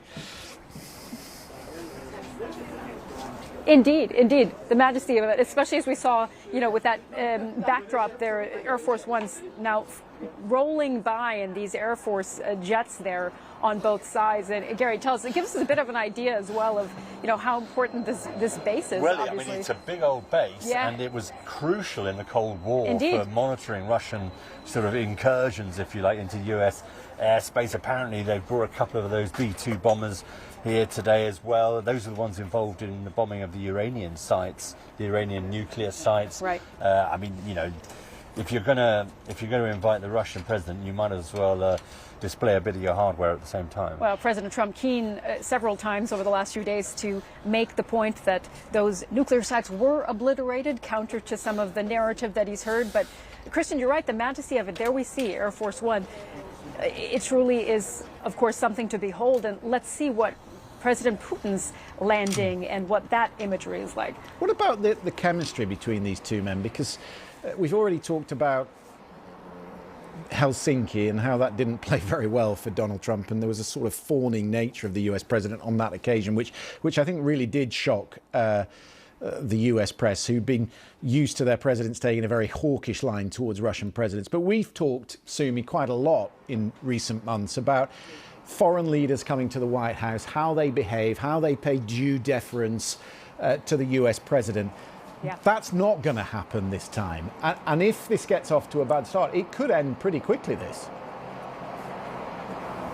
Yeah, and it's interesting to note, we heard President Trump actually say it's not going to be like it was with President George W. Bush. I'm not going to look in his eye and say, this man is a killer, referring to that message that we heard from President George W. Bush in the past. This is a very different meeting indeed, but there is a measure of respect that President Trump has granted President Putin. He sees him as a negotiator at eye level, if you will, someone with whom he feels he can make a deal. And, he was asked in the past about President Putin, and even today on the plane, he said, look, he's a smart guy, he's clever. I mean, Gary, certainly when we're talking about the relationship that these two leaders have, what kind of camaraderie they might have, it's hard to see where exactly, that has developed or how it's developed over the last few years, especially because they weren't in touch. And this is going to be the first time they're meeting again since President Trump entered office. I mean, there's this kind of strength thing going on here, this sort of strong man leadership thing, which Donald Trump does like. He does respond to people like that. He admires Putin for that. Having said all that, you know, the relationship has changed in the last few months. Yeah. You'll have to bear in mind that, you know, he started off very positive about Vladimir Putin. He started off, you know, kind of saying he could do the deal. But in the last few weeks, he's also been saying, look, this guy's, you know, is he tapping me along? That was his phrase. Well, he also used an expletive to describe some of the discussions he had with him. And he said, you know, when I talked to him, 4 times I thought I had a deal with Putin over Ukraine, and then he goes off the next night and bombs Kyiv. So, you know, some of the gloss has worn off, but he's trying to rekindle a little bit of it today, I think, you know, in terms of trying to make this go as smoothly as possible. But there's some respect, if there's at the same time some suspicion, I suspect. Yep, we see them literally rolling out the red carpet a bit further, and the stairs being lined up with the door there on Air Force One. And Christian, I can tell you that Gary can now indeed hear you as well, which is great. So that's good. I like to be in touch with Gary. Oh, no, I can. Yes, I can hear you now, Christian. That's very good. Just a line to bring you both. I don't know if you can see this line. This has come from the White House pool that Secretary of State Marco Rubio and Special Envoy Steve Witkoff are on the plane and will be in the meeting. But interestingly, Gary, in fact, his Special Envoy for Ukraine, Keith Kellogg, has not been included in the US delegation, and we understand that's because Vladimir Putin does not have a particularly favourable view towards Kellogg. I think that's right, and I think in some ways Kellogg has been a little sidelined in any case during the last few months. Yeah. He's not really been the guy who's been the main contact point. We know that, don't we, assuming that Witkoff has been in Moscow 5 times. He's really been the guy at the centre of all this. He's been the envoy, you know, supreme, if you like, for every particular conflict area around the world. So that doesn't entirely surprise me. What he has got there is some decent military advice. So he's got the head of, you know, US forces in Europe. That's a very senior role, senior general. So he's got that kind of advice. But, you know, the heft in terms of the diplomatic advice is going to come from people like Rubio and the National Security Council staff that he's got with him. We should say that the Ukrainians were disappointed to see that Keith Kellogg is not part of this delegation. They see the special envoy to Ukraine, Keith Kellogg, as someone who has represented their interests well in speaking about support for Ukraine. Certainly something that, you know, President Trump is aware of, but as you said, Christian, there is that reporting that President Putin isn't particularly fond of Keith Kellogg, and that is perhaps why he wasn't included. And we know that the Defense Secretary, Pete Hegseth, Gary, he is also going to be attending this meeting. There was some question as to whether he wasn't on the original list that we had in terms of the delegation, but he will be on hand. Of course, he, along with the NATO general, will be very important in advising President Trump on the military complexities of all of this. Yeah, and also this question of whether or not there's going to be some kind of security, or what Keir Starmer, the British Prime Minister, calls a reassurance force presence afterwards. And Donald Trump has already said, no, it's not going to be run by NATO, but it might be a bit of NATO and a bit of Europe. So if there's any kind of discussion about a ceasefire and people going in, he will want people like Hegseth and the general from Europe involved in those sorts of discussions to be able to say, this is what we can do, this is what we can't do, this is what we're prepared to do, and to have those sort of second level discussions with Russian, you know, their Russian counterparts. Can we talk about the way this will unfold, Gary? Because when I was in Helsinki back in 2017, one of the peculiar parts of the interchange was that they disappeared into a room together, and aside from the translators, there was no one else with them, which I think unsettled a lot of people because there was never any official record of what was discussed in the room. And from what I've seen of the agenda today, it seems like they're going to repeat that. Yeah, I mean, we don't know for sure, and of course, you know, Donald Trump. I'm just checking which camera I'm looking at, Christian. Which camera am I looking at? Yeah, you're. That's fine. In full screen right now. Right. On the yeah, fine. Okay. So yeah. I mean, that's tricky, but don't forget, this is what Donald Trump's chemistry is. He believes getting one-on-one in a room with someone is the thing that makes all the difference. That is the force of his self-belief as a negotiator, as a communicator, as a sort of man who can exert power. That's what he thinks he can do. Now, you know, Vladimir Putin is a well-versed character in international relations. He's been doing this for 20-odd years with a small interlude as president of the Russian Federation.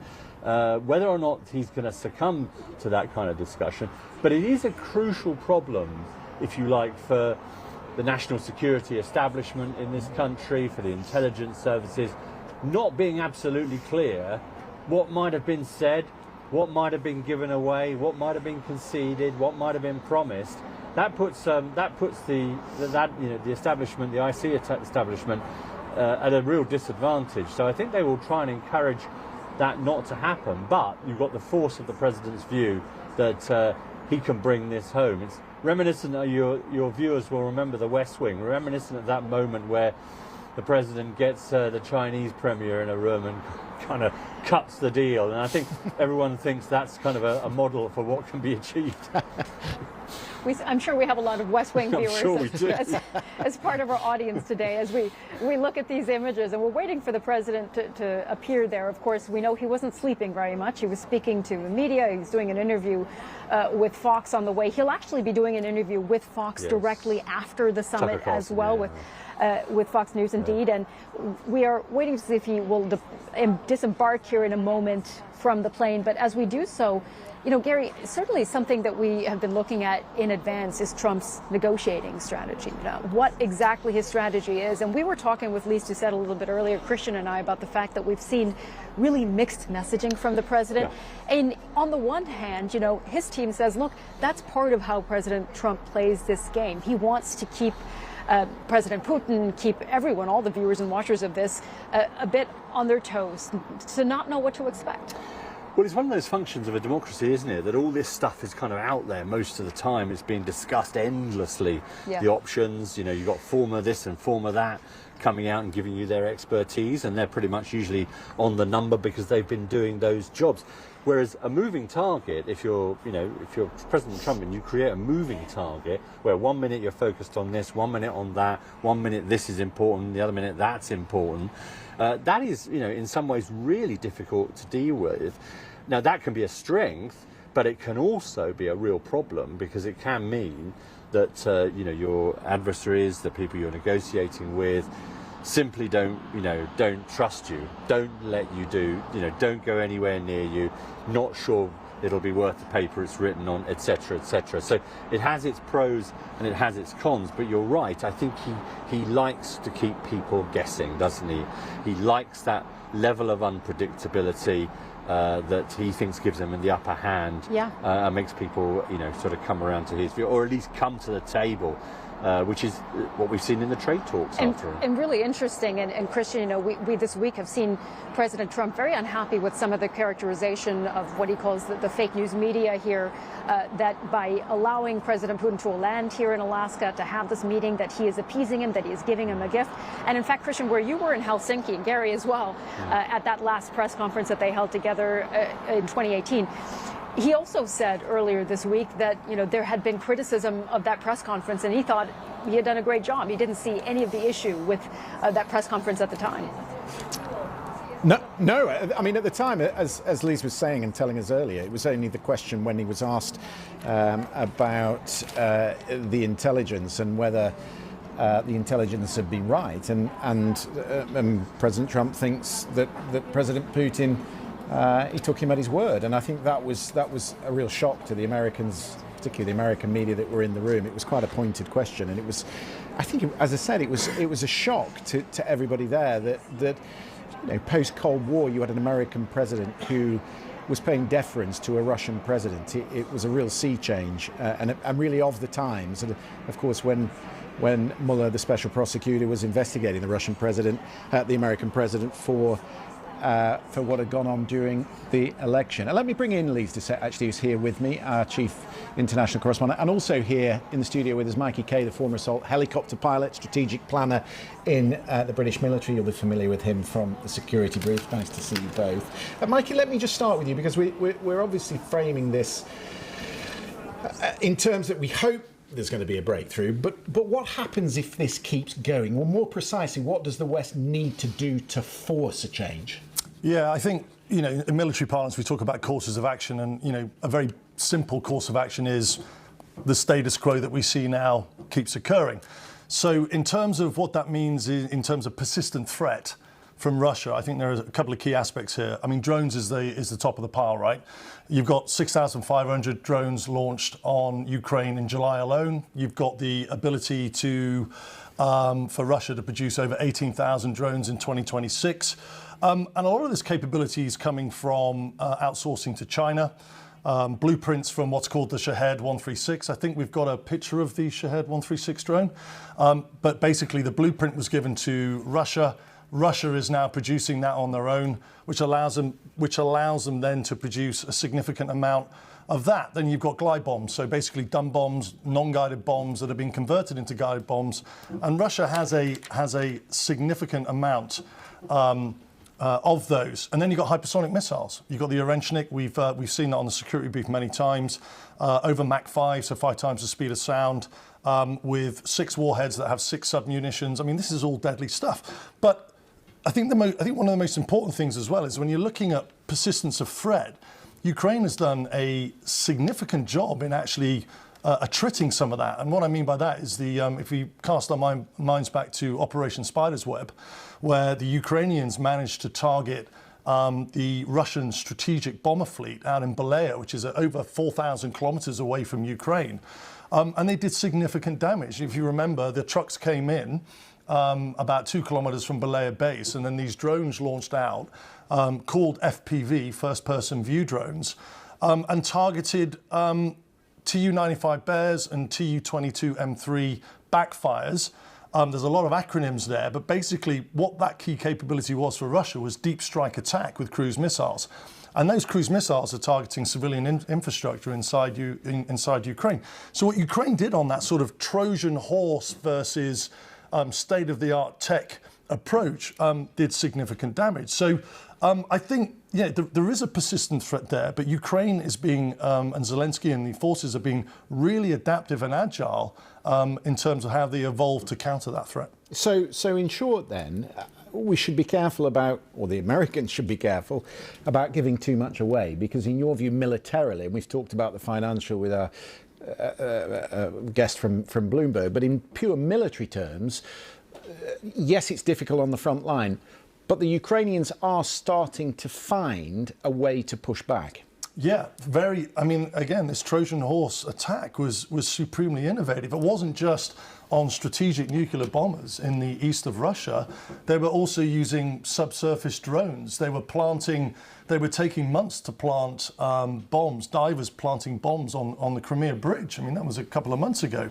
So Ukraine has been making significant headway in evolving its capability through its relationships with Europe, through its relationships with NATO, with the UK, especially on the drone side, the counter-drone side, the fiber optic FPV drones, first-person view. Fiber optic basically is a little cord that comes out of the back of the drone, allows it to fly 40 kilometers, and it's virtually impossible to take down with any radar frequency counter weapon. So it literally has to be shot down out of the sky. So the evolution of the way that Ukraine is tackling Russian military capability and the ability for Russia to keep developing its capability is a big question now. That's really, I was going to say, that's really where John Healey, the Defence Secretary, was heading this morning. I don't know if you heard the interview, but he's saying, we obviously talk about deterrence, but part of that deterrence is building an industrial base for Ukraine to defend itself. And Europe's putting a lot of money into that now, Liz. It's undeniable that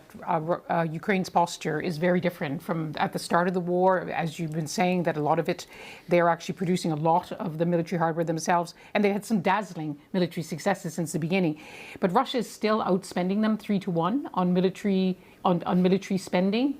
And isn't the view generally that in the long run, that Russia and President Putin is willing to sustain the losses and the economic pain to continue this war in a way that Ukraine, notwithstanding support from its European allies, can match? Yeah, no, 100%. It is a war of attrition, and it seems, let's see what happens today, that President Putin seems willing to drag it out as long as necessary, whatever the cost in terms of men and in terms of the economy. Yeah, and I think, the key symptom of what you just articulated, Lise, is Belousov, and the way that Belousov has now been, in May, he was promoted to the Minister of Defense. He has no experience in the military. He's got no experience in security. What he does have his experience is in being an economist. And so the reason he's been brought in is so Russia, to Lisa's point, can continue that war of attrition, bearing in mind it spends 30% of its entire budget on defence at the moment. But Belousov has been brought in primarily to be able to sustain Russia's military evolution of capability whilst undergoing severe sanctions from the West, and that's his primary job. Is that then the real danger, that in his desperation to get a deal here, Donald Trump cobbles something together, maybe President Putin strings him along, but at the end of the day, if he gives him that breathing space to build a wartime economy, that is an existential threat, not just to Ukraine, but to Europe as well. I think anyone looking at this strategically with a very long lens knows that this is just another chapter in President Putin's long-term goal to completely dominate Ukraine. He has not shifted. He's obsessed with the idea of Ukraine and that Ukraine is not a proper country and that Ukraine belongs, properly speaking, inside Russia's ambit. And if he doesn't achieve it with President Trump, he'll achieve it with the next president. He's not going anywhere, notwithstanding possible unpredictable events. So it's really, really hard to know. Today, let's hope something comes out of today. I'm sure both sides will try to find a form of words that they come out. Both sides will want to say it's been a success. They've got too much to lose in saying it didn't succeed. Sumi, the danger is, obviously we've discussed already that Donald Trump, first and foremost, is a businessman. He's a real estate developer, and he sees great potential, not just in the minerals deal in Ukraine, but American companies going back to Russia, the sort of things that they might be able to do in the Arctic Circle. The danger for the Ukrainians is that he puts the business interests ahead of the strategic interests for Europe. Right. That's a really important point there, Christian. And in fact, we've seen the Russian special presidential representative here on hand, Kirill Dmitriev. He actually told reporters at the hotel that's accommodating the Russian delegation here in the Alaskan city of Anchorage, he said, among other things, we are looking to restore relations between Russia and the United States. Therefore, the agenda includes not only economic issues in Ukraine, but also ways to restore Russia-U.S. relations. And according to this reporting from our counterparts here in the U.S., CBS News, they said that the sentiment on the Russian side is running high ahead of the summit. That gives you a sense, of course, the fact that there is a business delegation with President Putin, that they see this as a real opportunity to speak to President Trump as a businessman. And to your point, Christian, they absolutely know that the Ukrainians are concerned about the aspect that you could see some sort of economic agreement between the U.S. and Russia without including the Ukrainians at the expense of the Ukrainians. But, Gary, actually, President Trump was asked about this on Air Force One. He said, look, yes, they are bringing a business delegation. That's good. I like that. But we can't talk business until there is a ceasefire. Yeah, that's absolutely right. And I think that will be perhaps of some kind of reassurance to the Ukrainians. We'll see. And, Donald Trump has also said in the past, Russian economy is pretty small. Yes, we want to do some more business with them. Yes, we want to get access to some of their minerals. But, it's a pretty small economy. So there are still things he could do to Russia in those economic terms, business terms, that could hurt them a lot. We've already mentioned secondary sanctions, but other things they could do directly against Russia. And certainly, I think, them bringing this business delegation is a way of trying to head off some of that and try and, if you tempt Donald Trump towards the things that he is naturally interested in. Yeah, we should say earlier this week, President Trump, when he was speaking in an interview, and I can't remember which one because he's given so many interviews this week, but he said economic incentives or disincentives. So talking about the carrot and the stick there. And just so our viewers know, we are looking at these pictures trained on the door of Air Force One. We're in a bit of a holding pattern at the moment as we're waiting for President Putin to arrive. We also see the tarmac in another image that we have with the U.S. fighter jets stationed there and that Alaska 2025 sign that we have been watching. And to give our viewers a bit of a sense of what it's like inside the base, we have some of our reporters who are there and say they are packed in a waiting room together, or working room, if you will, just off the main ballroom where a press conference will take place later. They're packed together with Russian journalists. There are many, many Russian journalists here on hand in Anchorage. They are sharing a space there. And of course, so much interest on both sides, Christian, as we see that aerial view of the base here. So much interest on both sides to see what comes out of the summit. As well, because I do remember back in 2018, there was a lot of argy-bargy between the press corps, between the Russian press corps and the rest of the media. I mean, a lot of pushing and shoving. So it'd be interesting to hear from some of our colleagues afterwards what the atmosphere in that room is like, because they certainly, some people back in 2018 felt a bit provoked by what was going on. Yeah, Christian, something you and Lise will remember well. Yeah, I mean, we were just thinking about the framework of the deal. Look, we're a long way away from changing the conditions on the ground for Ukrainians and what a ceasefire might look like and where positions might be. But Mikey, I wanted to get your thoughts on deterrence, because that has to be part of the discussion even today. You can give territory away if President Zelensky agrees to it, and that is a big question in and of itself. But if you're putting European troops on the ground, how much of a deterrence are there? And what is the danger of that if you get an exchange between European and Russian troops? Yeah, I mean, we spoke about two courses of action. One was continue the status quo. The other one has come to some form of deal. And the territories that we're talking about are Luhansk, Donetsk, Zaporizhia, Kherson, and Crimea in the south. Now, if you look at the current force orbats, so the order of battle in terms of where the Russians are inside that, they're not inside the entirety of those four provinces, those four oblasts. They're sort of halfway in, if you like. So the first question is that where do you draw the line? Is there going to be a demilitarized zone? And then who is actually going to observe whether further aggression is actually initiated by Putin in, say, 6 months' time or a year's time? But if you listen to Senator Lindsey Graham at the weekend, he was on Meet the Press, he talks about post-war Berlin. He talks about the gap between South Korea and North Korea and the fact that there's not been any breach of that conflict since the no man's land was put in place. That's all well and good, but as Mikey says, Lise, it's a very messy front line. And what are the rules of engagement? And it's a very zigzaggy front line. And where is the front line? It's shifting. You know, you mentioned. First of all, President Zelensky has to agree to it, but as we've been discussing day after day, he keeps saying, President Trump mocks him, it's in the Constitution. We heard it from Oreshko today, the MP. Under the Constitution, he can't give away Ukrainian land. So they have to find a form of words, a form of a legal kind of arrangement whereby he's not giving away land. But we're a long, long way from that. That's not really going to be on the table today. President Trump suggested earlier in the week that they could be talking.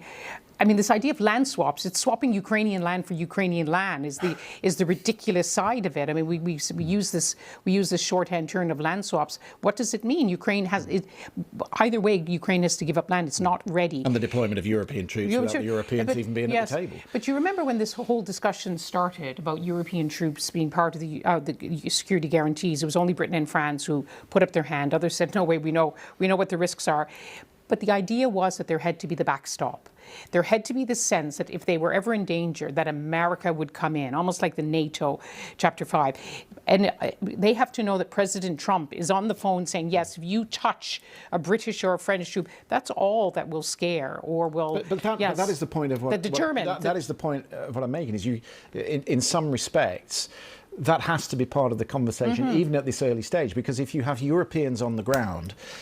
and President Trump said today on Air Force One, we might be able to provide them some security, then effectively you have NATO on the border of the Donbass. Yes. You have NATO closer to Russia. It depends that is new from Trump. He never talked like that before, that he would. Yeah. He always said this is Europe's war. Europe will pay for the war, the security guarantees. It will be European troops. And if you want our equipment, as he boasted about today, he's selling a lot. He's making money on this war now.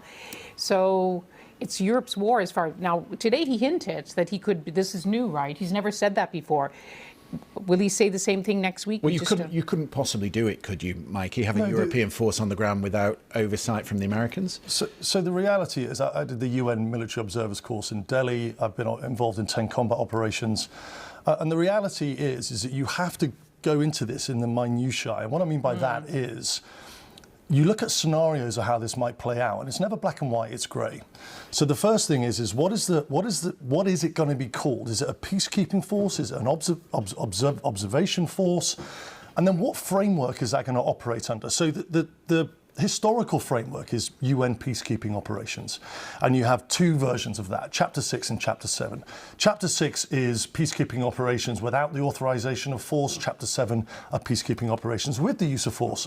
But the paralysis occurs is that any Chapter 6 or Chapter 7 peacekeeping operation has to be approved unanimously by the Security Council. And we know who the Security Council are made up of. There's Russia, China, there's France, UK. So, the reality of how this will play out needs to be deeply considered.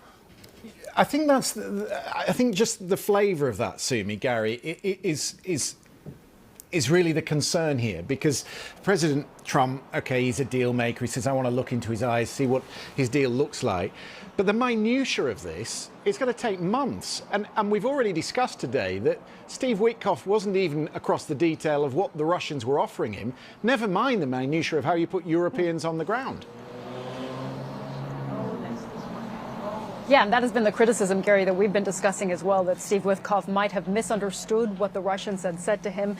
It might have been an issue with translation. But indeed, we've been talking about this, haven't we, Gary, that what would go into a peace agreement does take months, and the complexities of the front line, as Lisa and Mikey and Christian have been discussing, are ones that it's not entirely certain that President Trump is going to address in this meeting itself. He's going into this talking about a feeling out of President Putin, of a listening exercise. I mean, how much do you think the president is actually putting into this meeting in terms of getting into some of those complexities? I mean, the complexities are going to be a huge problem because, if you get this 30-day ceasefire, how on earth is it monitored? We've already been discussing that. I mean, to add to the lexicon that Mikey was talking about, Keir Starmer has been using the phrase reassurance force. Yeah. Now, I have no idea what a reassurance force looks like and what its capacities would have and what that would be. But anyway, Christian, I think let's bring you in. You've got... Looking actually at these pictures, we were trying to see whether that might be the Russian president's plane. We were told that he would be an hour behind Donald Trump. And I don't know if you just caught in your picture as we were showing you those images of that plane landing, we saw two fighter jets just escorting it in behind. Mikey, would you like to speculate what that might be? Close escort. I think I'm sure you've done this in your long, illustrious career. Not in an F-22 Raptor, I haven't. So the US have probably the most advanced, sophisticated air defense fighter, fifth generation stealth, called the F-22 Raptor, based up in Alaska, and for obvious reasons that's due to its proximity with Russia. So the fact that you've got a fifth gen US fighter jet, and I didn't quite see the jet as it was coming in, but I would assume because the F-22 is the latest, or not the latest and greatest, but it's one of the most advanced, I think the US would put that up to provide the Russian president with an escort. I think that that's I'm not sure if I've ever seen that. I'm not sure if I've ever seen anything quite like that. Maybe we'll get those pictures back and we'll show you that again. And we should just be a little bit careful because we've had different delegations coming in ahead of Air Force One. Sergei Lavrov arrived this morning, so it is quite possible that he's part of the other delegation, although I am just seeing now actually on my screens, the agency is actually confirming that it is President Putin that has just landed. So we can confirm that for you. It's just being a little bit circumspect, given the confusion around the various delegations coming in. But he has landed. So we might see images in the next few minutes of the plane taxiing towards the runway. Sumi, talk to us about the choreography from this point. Is President Putin going to meet him at the foot of the steps?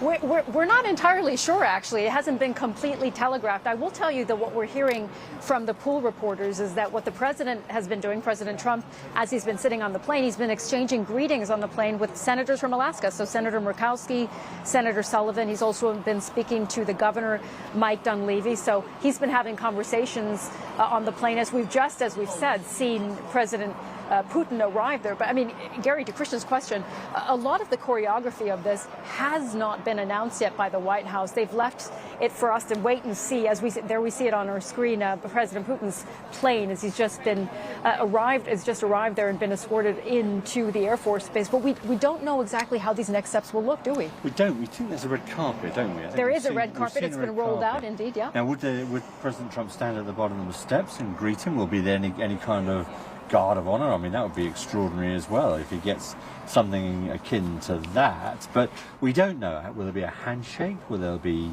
anything like that? Will there be any remarks? I mean, we just have no idea. But you can bet your bottom dollar there are a dozen plus people thinking about that every second now and trying to work out exactly what kind of picture they want, because that is a picture that is going to resonate. And a bit of posturing, perhaps, a bit of posturing between these two delegations on who gets out first, who waits where, who stands where. Yeah, I mean, typically, I mean, this is a US soil, so typically you would expect the US president to, or equivalent to greet their guest. I think that's probably what you'd expect in terms of diplomatic protocol.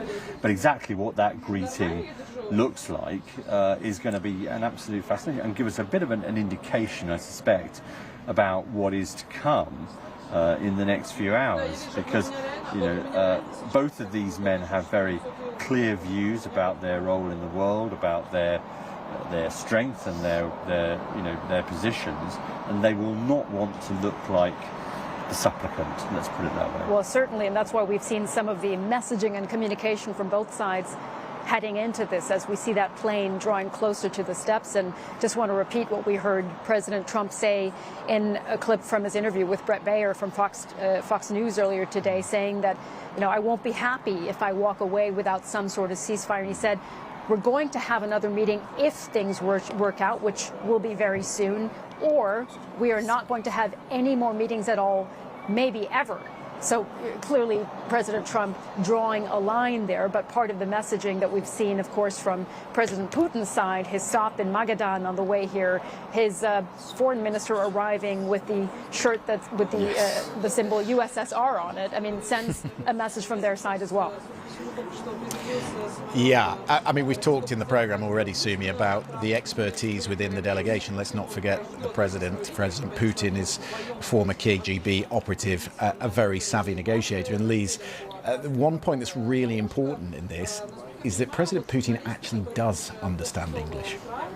Yes, he doesn't apparently speak it much, certainly does not use it for official discussions, but enough for conversation, casual conversation. And some of the analysis I heard today was that actually his English is good enough to understand. And so there you have another example of the advantages are the cards that to use President Trump's analogy, the card playing, the cards he has that he will understand what President Trump says, doesn't have to wait for the interpreter, but the interpreter, of course, will translate it and gives him time to formulate his answers, whereas President Trump doesn't understand any Russian. So he has to wait for the translator and then come through it. Do you remember when there was that big blow-up in the White House when President Zelensky used English rather than Ukrainian? Some people said afterwards he should have spoken Ukrainian because he could have waited during the translation, given himself time to respond.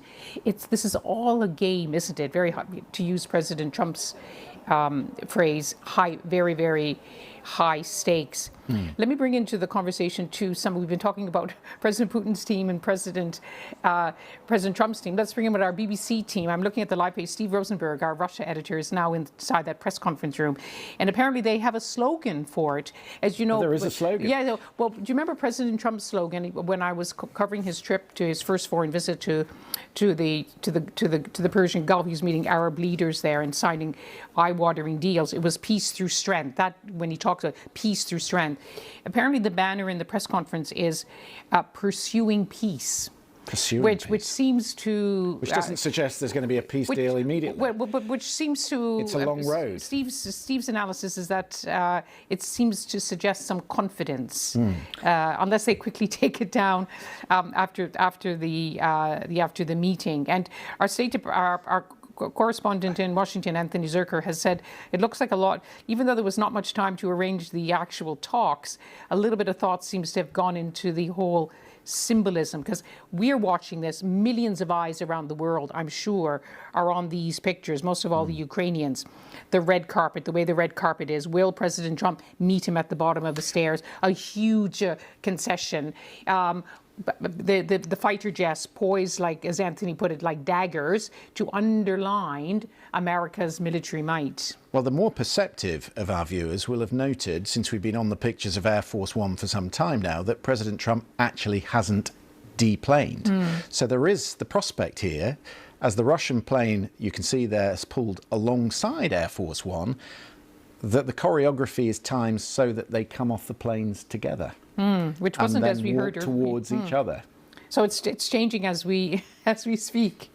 Well, it's quite possible, because there you see the steps approaching the Russian plane, and clearly this has been well thought through. I would think, Sumi, so that you don't have one leader or the other getting the impression that they are being undermined.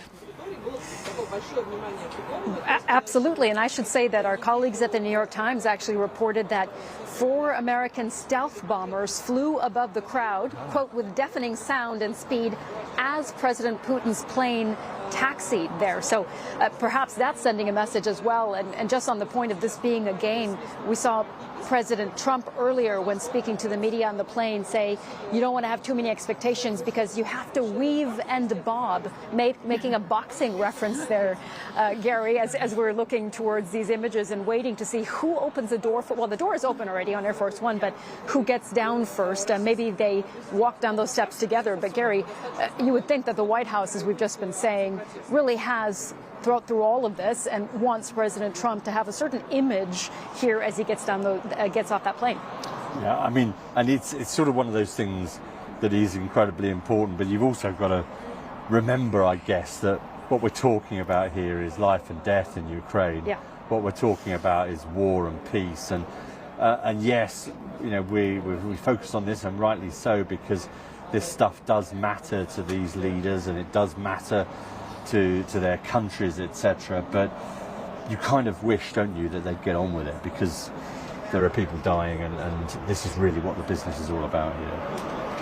Absolutely. And Christian, you know, as we're seeing this side by side with these stairs there, waiting to see what the next steps are, it is important to keep in mind that this, as you've been discussing there in the studio, is happening as the Ukrainians are watching this with real apprehension, real concern about whether their interests and their red lines will be respected, represented at the table.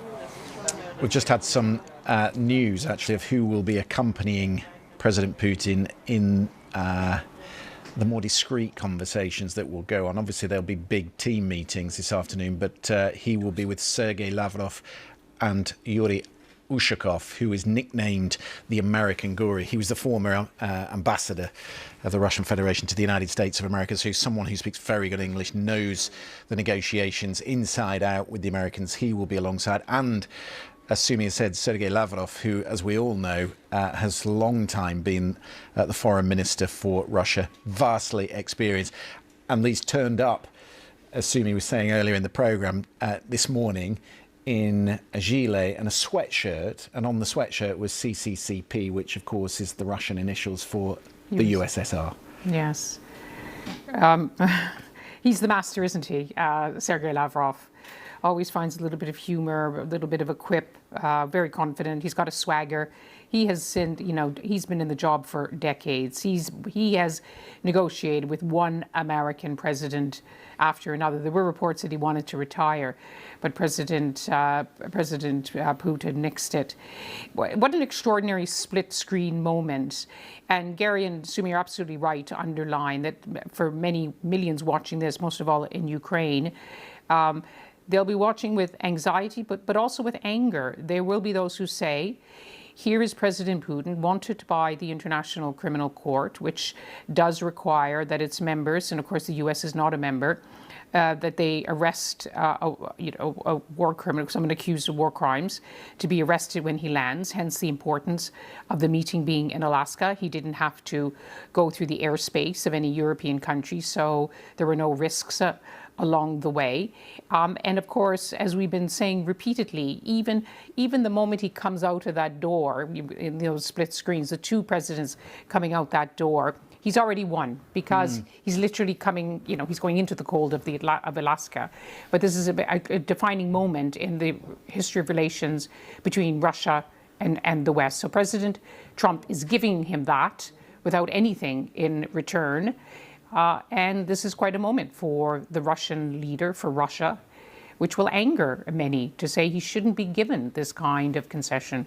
And that is the point, Gary, isn't it? That President Putin has given no concessions up to this point. And as we talked about Sergei Lavrov, I mean, obviously he does things tongue-in-cheek, but he does it with a pointed message. This idea that they're nodding back to the days of the USSR, that really signifies, does it not, that they see this as a meeting of equals, two great superpowers who once, back in the day, would have carved up territory around the world. Yeah, sorry, I didn't catch quite the end of what you were saying there, Christian, but yes, I mean,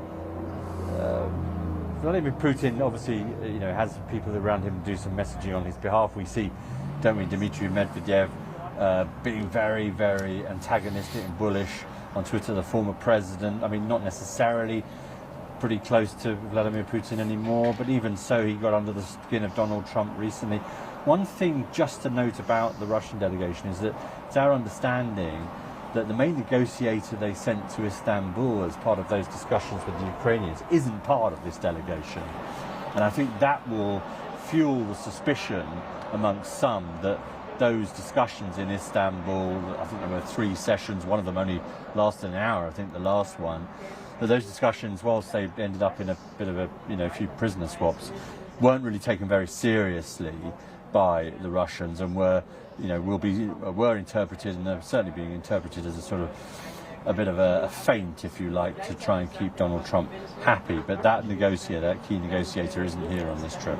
It will be, Sumi, a 3-on-3, CBS are confirming. So it will be Steve Witkoff, Marco Rubio and the President in the room with Sergei Lavrov, President Putin now at the moment, and Yuri Ushakov. There we see President Trump. He just pumped his fist in the air, and we see him coming down the steps. We have not seen President Putin exit the plane just yet.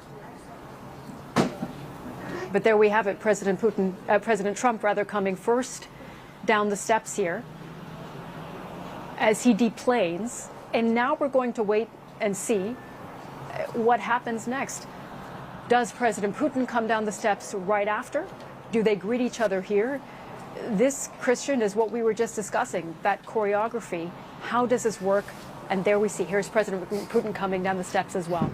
So it does appear, as you had speculated, as we had speculated, Gary, yes, that this was planned, that they will now walk to the red carpet and meet there.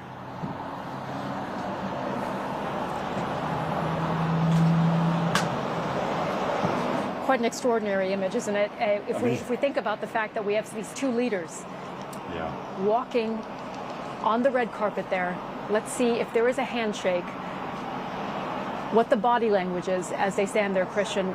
This is indeed what we had speculated about as to whether we would see this moment happen right in front of that Alaska 2025 sign. First meeting in 6 years. The President of the United States about to greet... Sorry, Gary, go ahead. About to greet someone who's accused of being a It's the President of the United States about to greet someone who is accused of being a war criminal. A red carpet while a red line is about to be crossed, that no Western leader has met President Putin since the full-scale invasion of Ukraine. Please, what do you make of this? Well, red carpet moment when a red line has been crossed, that since the full-scale Russian invasion of Ukraine in February 2022, no major Western leader has met President Putin. No one has shaken his hand since then. Certainly President Biden wouldn't do it, and now President Trump is going to do it on the red carpet, breaking the red line. He's applauding him. He's applauding him for coming. President Trump says he's doing it because he wants to stop the killing. Everyone watching, everyone would agree that the urgency of stopping the killing. Here it is, the handshake. It's a very warm meeting, isn't it? Two people who say they have a special relationship. I mean, that is what Donald Trump has always boasted, that he has a special relationship with this man that other US presidents couldn't get on with. But don't forget, they've had many telephone conversations that went on for hours. So it's not that they've been out of touch. They're kind of picking up probably from the last conversation, and both of them know that the eyes of the world are on them, that the confident swagger will later get close-ups of their faces. I think we've got Steve Rosenberg with us, who actually flew in with the Russian president. And Steve, we've just been remarking on the escort that the Russian plane was given as it came in. Yeah, absolutely. I'm just looking at the handshake myself here, a little bit delayed, watching the two presidents walking along this red carpet. I mean, signs of respect, right, being paid to the Russian president. It's quite remarkable how things have changed, right? 3.5 years ago, when Vladimir Putin launched his so-called special military operation, the full-scale invasion of Ukraine, he was treated as a pariah. And now he's being given this red carpet welcome by Donald Trump. Let's just listen in, Steve. I think let's put the mics up, see if we can hear anything.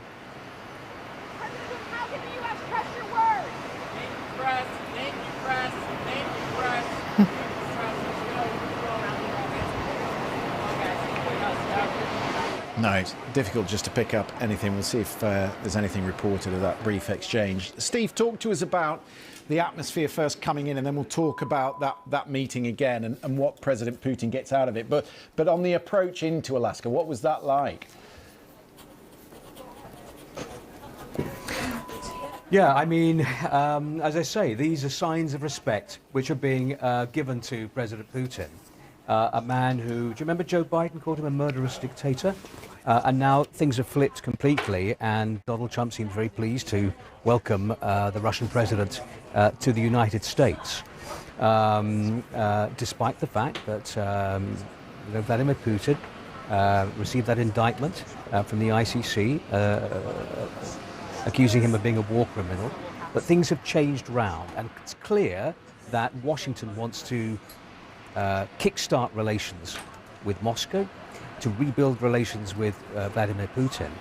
And there is going to be this summit meeting, which is going to talk about boosting bilateral relations, the economy, possibly a nuclear deal.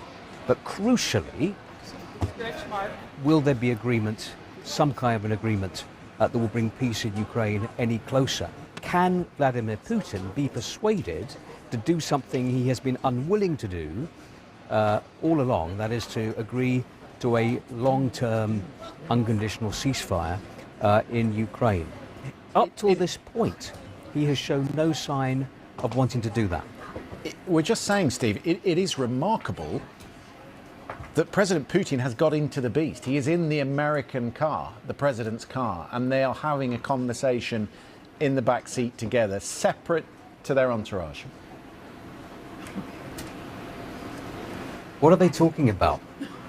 What are they talking about in that car? I mean, to be a fly on the wall or the fly on the window of that car. And of course, these images, these kind of pictures will cause a lot of concern in European capitals and particularly in Ukraine, because there's a lot of concern that since Ukrainian President Volodymyr Zelensky will not be at the negotiating table in Alaska. He was not invited to this summit. The concern amongst the Ukrainians is that by the end of this meeting, Donald Trump will have moved closer to the Kremlin's position regarding the war on Ukraine. So we'll have to wait and see what agreements are reached or what agreements are not reached, what the two leaders will say at their joint press conference, which is going to happen just behind me in a few hours' time. It's quite interesting. The fact that we've been told there is going to be a joint press conference suggests that the two leaders are confident that, as far as they're concerned, it's going to be a successful summit. And there's already a slogan on the wall, pursuing peace. And again, if there's a slogan already, that suggests that Moscow and Washington think that it's going to go well for them, this meeting. But what specific agreements are going to be reached and announced, we'll have to wait and see. But pursuing peace, Steve, speaks to me of a long, drawn-out process. In fact, the Russian ambassador to the United States, Alexander Darchev, said in the last hour, we're not expecting a breakthrough, we're expecting constant and gradual progress from these talks. Yes, and President Trump himself suggested in the last few days that this could be the first of several meetings, and perhaps the next meeting would include the Ukrainian President Volodymyr Zelensky. So again, we'll be watching to see what announcements are made about future meetings, future summits, whether this is the start of a different scale, an attempt to resolve the conflict in Ukraine, or whether Ukraine and Europe are being sidelined by Russia and the United States in their attempt to boost their relations. It's not clear. Again, we're going to have to wait and see to hear what agreements will be reached at this summit. And the body language between Putin and Trump is going to be very interesting to watch. Indeed so. Steve, we must let you go. We'll come back to you. There's plenty, of course, going to be ongoing in that press conference room. I mean, Sumi, Gary, it's just a very juxtaposition of what we've just seen there. The smiling President Putin looking out of the window, waving to the cameras, the applause, the handshakes, the warm way in which he was greeted, vis-a-vis the way that President Zelensky was greeted when he came to the White House. And Christian, can I just add, there were a few pieces of color we can add to what just happened on the ground there from the pool reporters. We understand that Secretaries Rubio and Lutnick, so the Secretary of State and Secretary of Commerce, and the CIA Director Ratliff, they were actually standing just off the tarmac. They weren't in the picture as this greeting happened. And then you saw probably as they were walking down that long red carpet that both leaders looked up in the air. Well, there was actually a flyover of military aircraft, B-2s and F-22s. They actually passed behind us there. We heard the roar and we saw that formation actually pass by. So an interesting show of force there at this joint Air Force base or joint air base. But very interesting, Gary, as well, to Christian's point. I mean, that warm handshake, the applause, and then, you know, we could see inside the beast, the two presidents sitting together and a big smile on President Putin's face, really, again, just highlighting what a different reception this has been than for President Zelensky back in February. Yeah, absolutely. I mean, the extraordinary scenes we saw in February, where as it unfolded live with the absolute onslaught that he was subjected to by the president and the vice president. And when you think about that picture there in the beast, President Putin's smiling because before a word has been said, this is a victory. President Trump at the moment, still all bets are on the table as far as he's concerned. He hasn't achieved anything really by getting Vladimir Putin here. His achievement will be if he can get some kind of ceasefire, some kind of progress. Vladimir Putin has already achieved a good deal just by getting off that plane, getting down those steps, getting on that red carpet, getting in the beast, sitting next to the President of the United States. All those are major achievements for a man who has been an international pariah. Right, indeed. And that is something that we've seen the Ukrainians point out, but also many of President Trump's critics, particularly Democrats here in the U.S., who have said, why invite President Putin to Alaska, allow him to set foot on U.S. soil at a joint base nonetheless, and give him that legitimacy? And, you know, President Trump and the White House, they have defended that, haven't they, Gary, to say President Trump is the only one who's been able to bring President Putin to the table, so to say. Even if President Zelensky isn't sitting at that table, they have been very insistent that the next meeting, this is a meeting to set the table for the next meeting where President Zelensky will be at the table.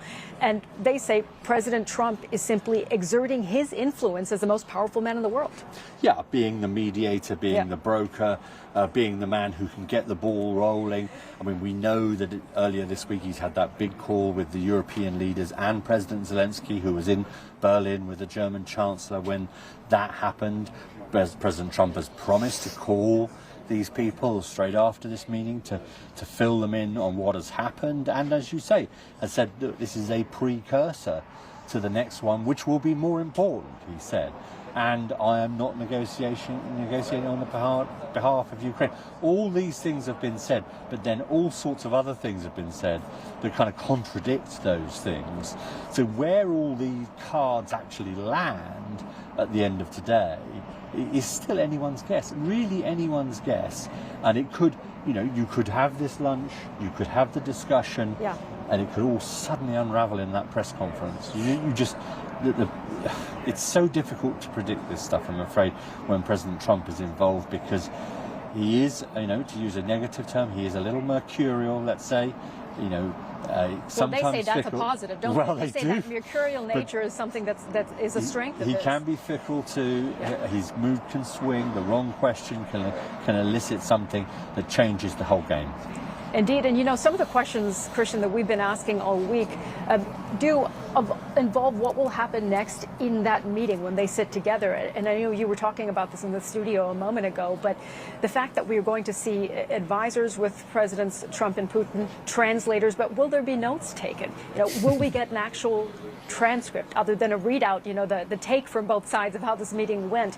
Will we understand exactly what President Trump said to President Putin? If this meeting goes on 6-7 hours, you know, we'll all be so keen to understand what exactly was discussed, and Ukrainians will want to know this as well. But as you mentioned, back in 2018, we didn't get those notes. We don't know exactly what went down, and this is going to be a bit of the issue for the Ukrainians in particular. They're worried, aren't they, that they might be cut out here in President Trump meeting with President Putin, and perhaps discussing over their heads not just their territory, but also business deals, as we've discussed, and what a possible Russia-U.S. relationship might look like. Yeah, I mean, we are told it will be a 3-on-3 when they get down to the negotiation. But as you rightly said, Sumi, the CIA director was standing on the tarmac while his boss was in the car alone with the Russian president. And we will never know, because the only other people in that car are the Secret Service, who, of course, don't reveal the inner secrets of what happens in the president's sanctum. And I was just thinking, Lise,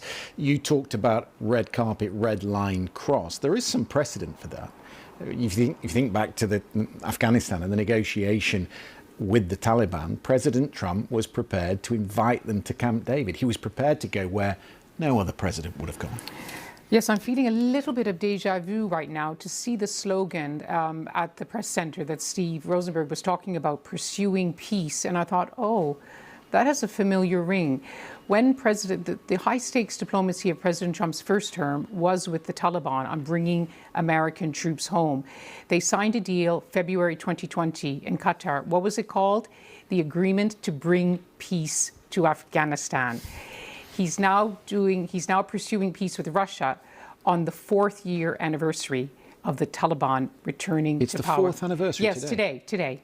How extraordinary. So some people are thinking about another president, the kind of diplomacy. President Biden just picked up where President Trump left off and implemented the deal. But in February 2020, that was the slogan, the agreement for bringing peace to Afghanistan. Now they're talking about pursuing peace. It's good that they're optimistic. It's good to start with optimism. But let's see how it works out in the end. Well, it is good to start with optimism, and it is the right thing, I suppose, and many European ministers have talked about it, that Donald Trump wants to end the killing. That should be applauded. The problem is that the Europeans believe President Putin is all about legacy. and the legacy is about expanding Russia's footprint across the map. And its legacy in terms of Russian history. We were talking earlier about Sergei Lavrov, wearing a USSR on his shirt to underline that this is a meeting of world powers, two major world powers meeting, President Putin and President Trump. And we've often said that since President Trump came to power, he sees the world like President Putin does, spheres of influence. He likes working with strong men. And there's never been any doubt, there's never been any indication, as I mentioned earlier, that President Putin has shifted in his obsession with his view of Russian history, that the Bolsheviks made a mistake in Ukraine becoming a separate country. He sees Ukraine as Russian, and this is just he now controls 20% of the territory, and this is just his opening gambit. Lise, thank you very much. I think I can show you the meeting room. There you go. Well, that's the press room, actually, where the two leaders will appear after, we're told, a 6-hour meeting. That's provided, of course, that everything goes according to plan. But we are at the outset of what is going to be a fascinating evening or afternoon in Alaska. The two camps now in place. President Trump and President Putin warmly greeting each other on the apron of the airport in Alaska. Ben Thompson's going to sit in the seat here. All our experts are staying with us. You're watching BBC News.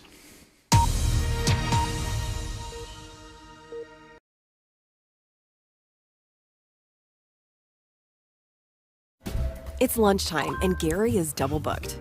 Good thing Gary's company uses Otter's AI meeting assistant to take notes and generate a summary. So Gary doesn't miss a meeting and can regain his lunch break. Try now for free. Visit otter.ai or download the app. Everyone says, trust your gut. It's nice that I'm their go-to guy for big decisions. But knowing if you're overpaying on car insurance, that's above my pay grade.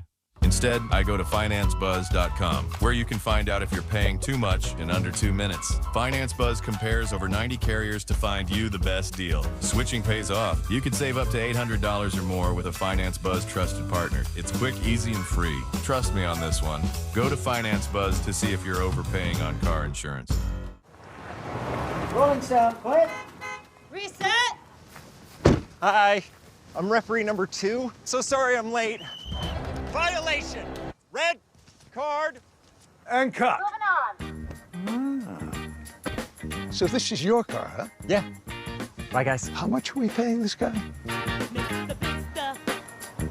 Lease the 2025 Tiguan S for $299 a month. Limited inventory available.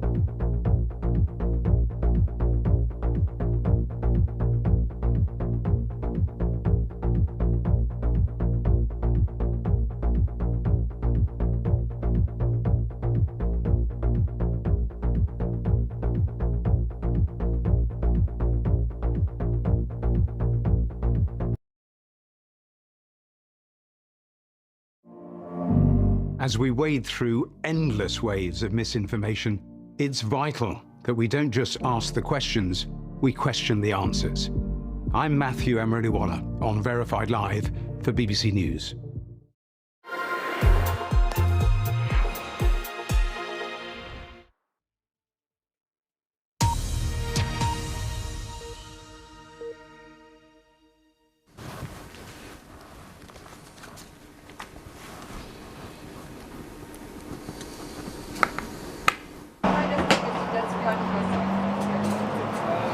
Welcome. If you're just joining us, special coverage, of course, of that event in Alaska, that special summit. We're keeping you right up to date with the latest there. I'm Ben Thompson in London. Sumi Sumiskanda joins us from Anchorage on what could be a decisive moment for the future of Ukraine.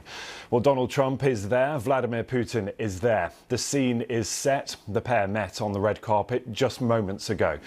Shaking hands, they left together. They shared a ride in the Beast. Now, over the next hour or so, we're expecting to see both leaders meet face to face for the first time since Donald Trump returned to office.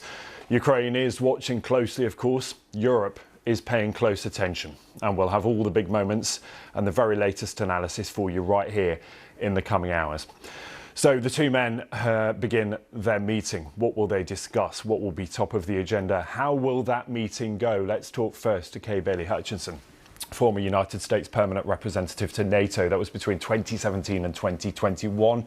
That means she was active during the 2018 Trump-Putin summit that was held in Helsinki. A very warm welcome to you. Thank you for being with us this evening. And I wonder if we can start, first of all, maybe with some of the logistics. We saw the two men get into that armoured vehicle. They begin their talks, one assumes, straight away. How will this play out? Just talk me through the logistics of this first 5, 10, 15 minutes of the meeting of these two men. Well, I don't know if Putin speaks English, so I don't know if they had a conversation without interpreters in the car. But I would say it will be small talk. And I think the fact that the real meeting starts with 3-on-3. So I think that means that it is programmed so that everyone will be in when there is a real discussion on what they want to achieve.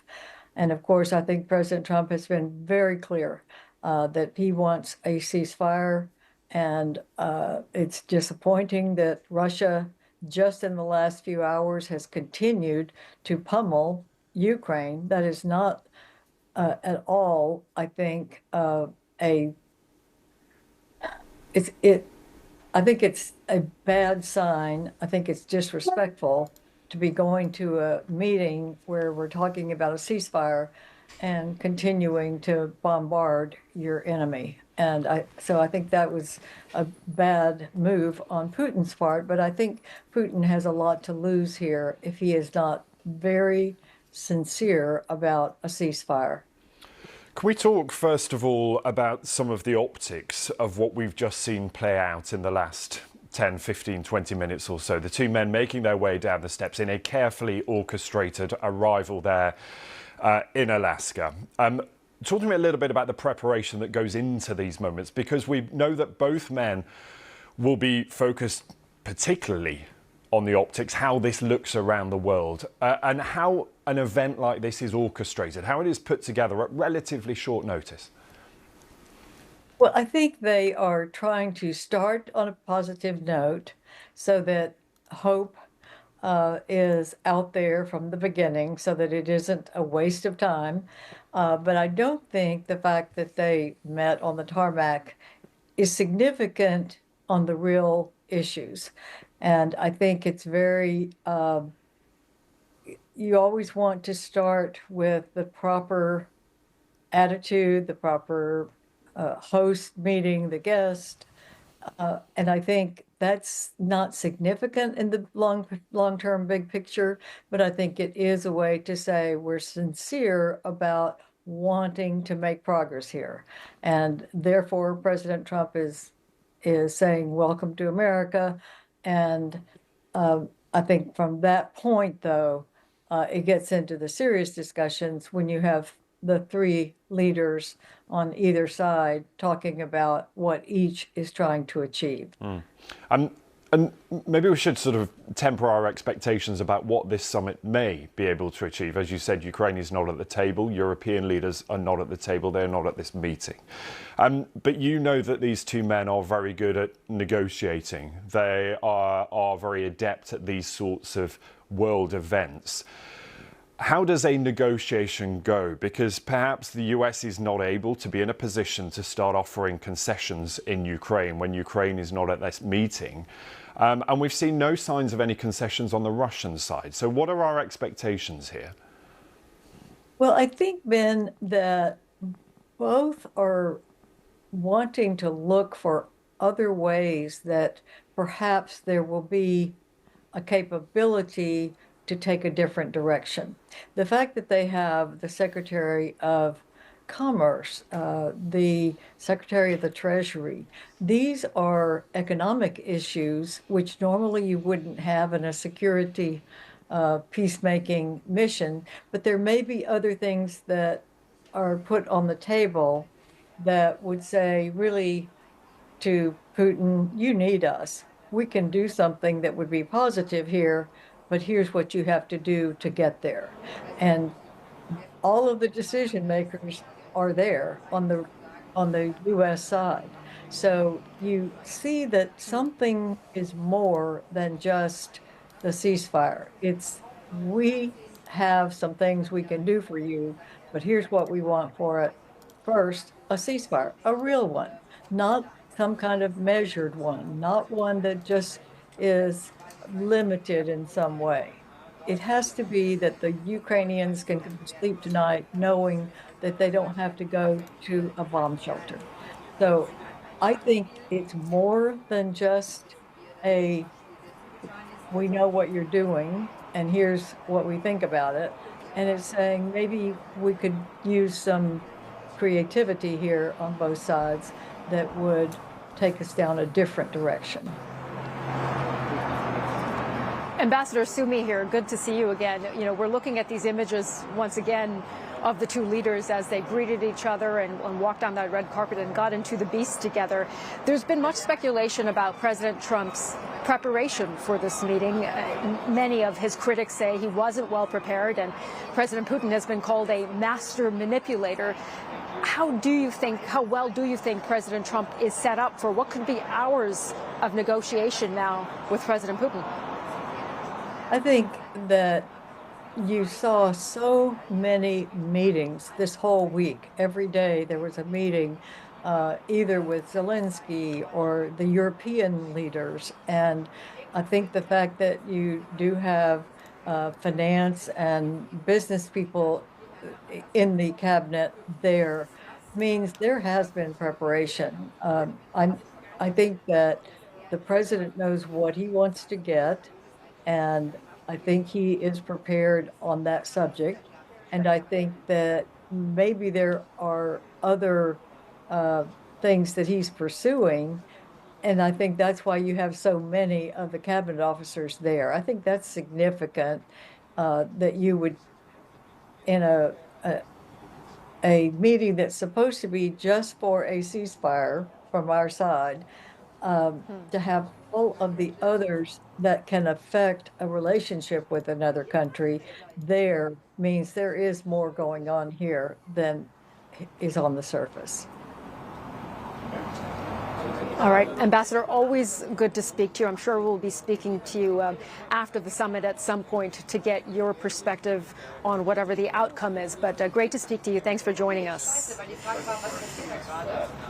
And let's get another perspective. We can speak to Andrei Kozyrev. He is a Russian politician, former Russian foreign minister under President Boris Yeltsin.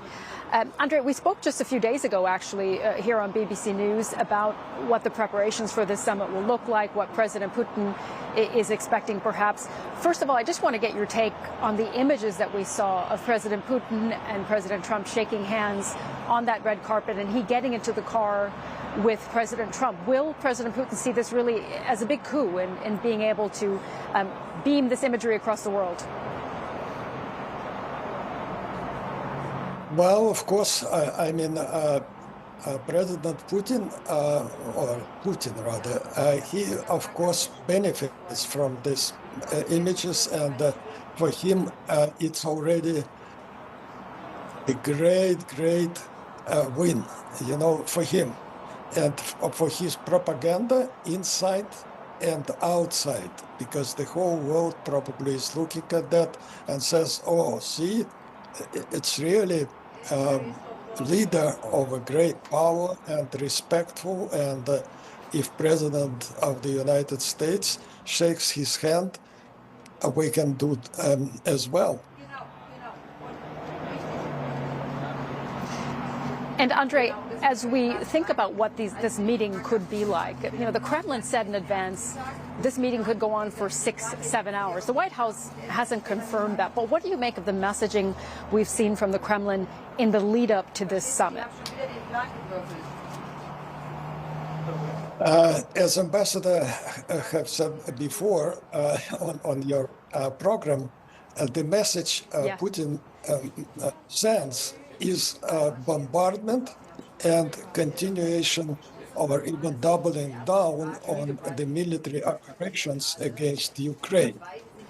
And that's in violation of it's unwritten, but it's well known, for instance, for me, from my practice, unwritten norm that parties try to allow or actually halt any disturbing activity, and exactly this activity, the military activity, in the time when President Trump wanted and thought that it would be meeting about the ceasefire, that's speaks better than words.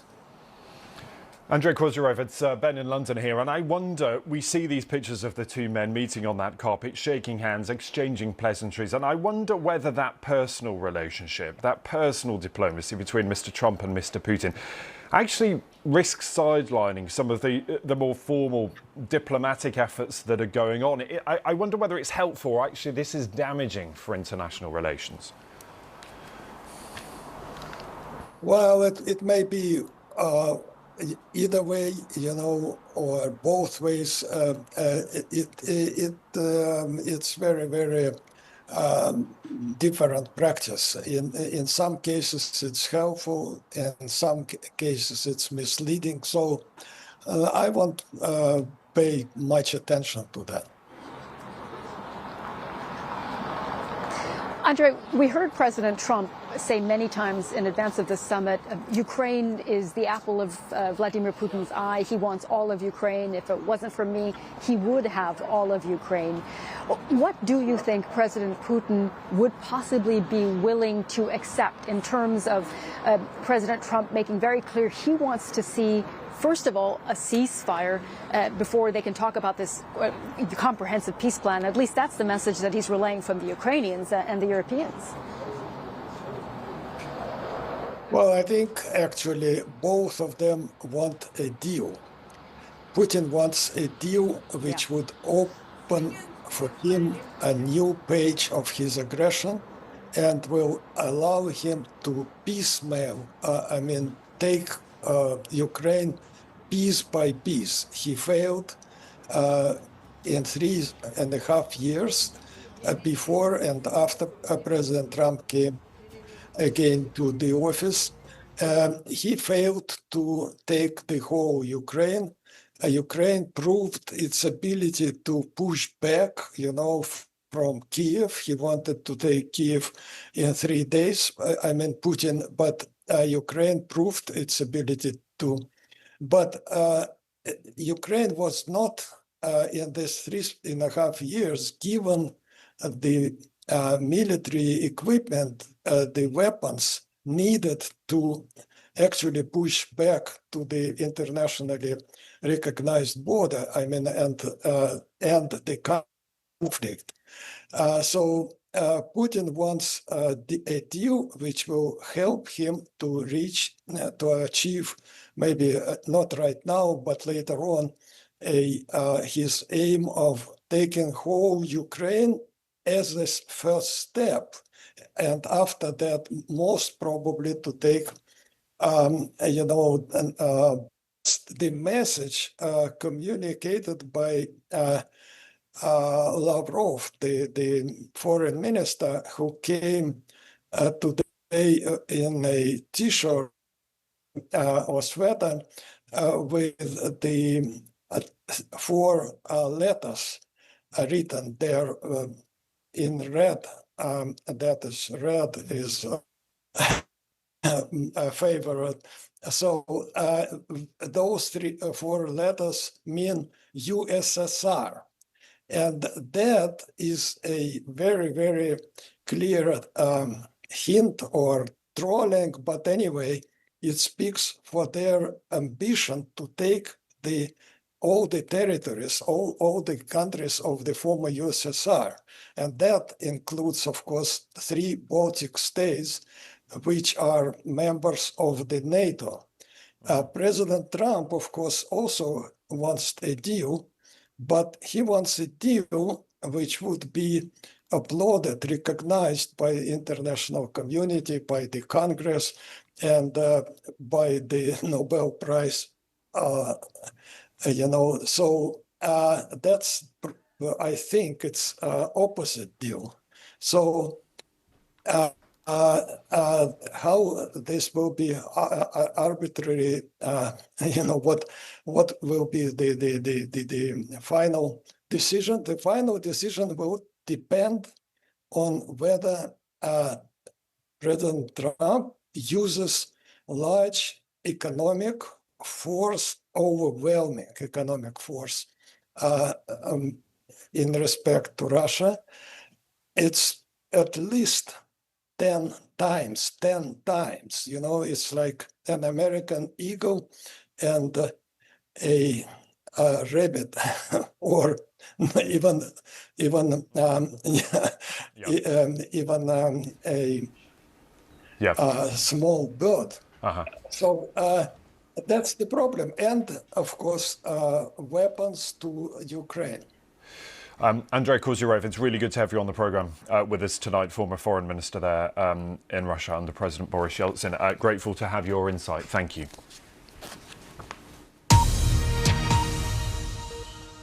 So we have been showing you images, of course, of the 2 men arriving there in Alaska, making their way down the red carpet. We've seen very little else since they left in the car. We can show you these images, though, now. It is very much a photo opportunity. There's not much by way of commentary or comments from the 2 men meeting there with their delegations. So President Trump and President Putin. On the Russian side, we also know that Foreign Minister Sergei Lavrov is there. Foreign Policy Advisor Yuri Ushakov will be there for that meeting. There will be 3-on-3 on the US side. We know that Secretary of State Marco Rubio is there and Special Envoy Steve Witkoff. So those, the very latest images we have from inside that meeting. One assumes now that the men and their delegations will retire and the real work gets underway. If we get any further lines from the meeting there that is now underway in Alaska, we will bring it to you right here. But those are the very latest images we have as that summit gets underway.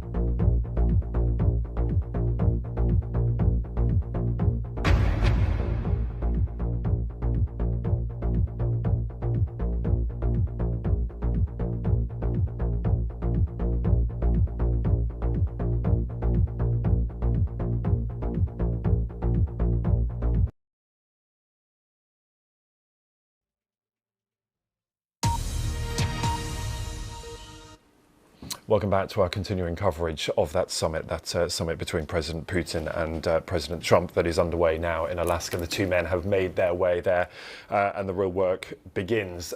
So what can we expect? What will be top of that agenda? With me to talk about it, our Chief International Correspondent, Lise Doucet, and also our resident military analyst, the Security Brief's Mikey Kay. And Lise, let me start with you, because these images in themselves significant. We've seen the two now sit down and begin the real talks.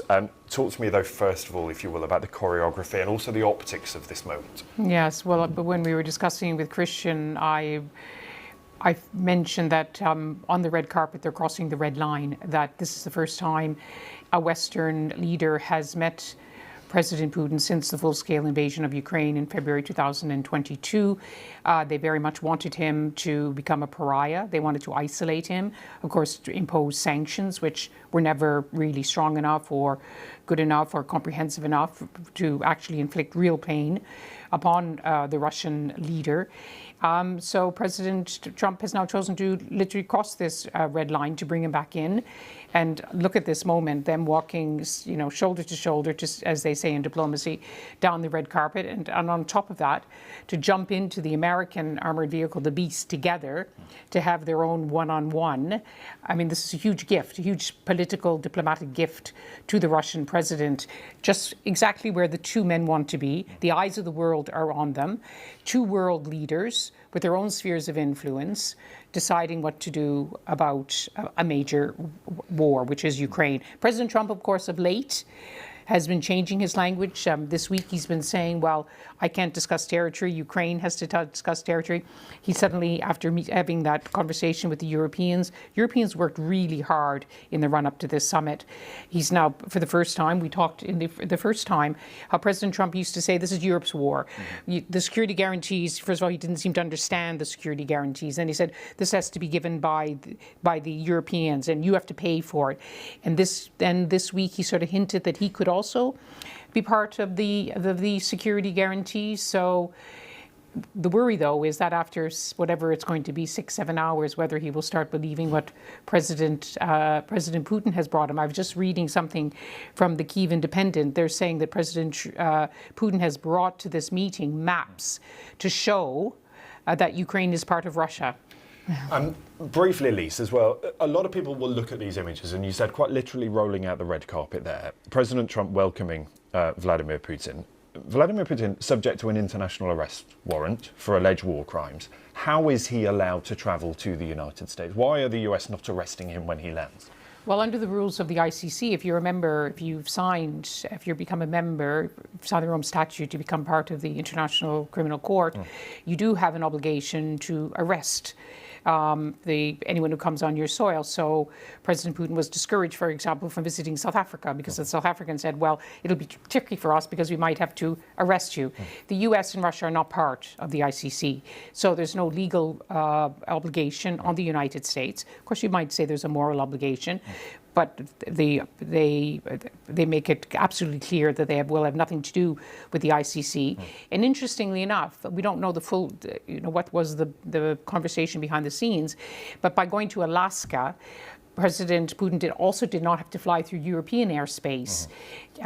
Would there be some maverick who would try to bring the plane down, order it? So it was basically a risk-free. Mikey, from a military point of view here, what is on the table in terms of options? Because what we're talking about is a path to a ceasefire. Yeah. There's no suggestion that the fighting stops tomorrow at any stage here. What might that look like? Can I just address the optics before we go into that? What we haven't seen and what there's starting to become footage of is that when President Putin's plane was on final approach, there was 4 F-35 fifth-generation fighters in formation with a B-2 stealth bomber. Heard them. Yep, and it was the B-2s that conducted the GBU-57, the mother of all penetrator attacks on Iranian nuclear facilities. So that was a real message right there. Lise was talking about security guarantees. We've spoken a lot about the 4 oblasts. We've spoken a lot about the partially and fully occupied 4 oblasts or 5 oblasts, which are Luhansk, Donetsk, Zaporizhzhia, and Kherson. You've got the map on the screen there. You can see the 5th, Crimea, that was taken in 2014. You can see that the oblasts aren't quite fully occupied, so they're probably about 4/5 full of Russian military capability. Putin's demands are all four of those, but they're not just his only demands. His other demand is that there's no pathway of accession for Ukraine to NATO, that there'll be a reduction in Ukraine's military, and that the lines that are eventually drawn will be recognised internationally. Right. So, you know, that's effectively asking for Ukraine to concede everything and Russia to concede nothing. And I think what Trump's biggest problem here is going to be is coming out with some form of negotiation with Putin, but then having to sell that to Zelensky and Europe. And I think how he tries to sell that, whether it's a sweetener with NATO and Zelensky, or whether it's strong-arming him, that's going to be the key bit that drops out of this. So the real thing that matters is what comes out of this, but how then Trump decides to sell that to Zelensky and to Europe. And Europe and Zelensky have been quite clear that any ceding of territory isn't on the table. For now, both of you, thank you, Lise and Mikey. Great to have you with us. We're just going to stay on those images because, of course, the two men, a really significant moment. We've talked about some of the optics. The real work now gets underway. Continuing coverage here on BBC News of all the latest developments from this significant summit, one that could determine the future of Ukraine. Stay with us.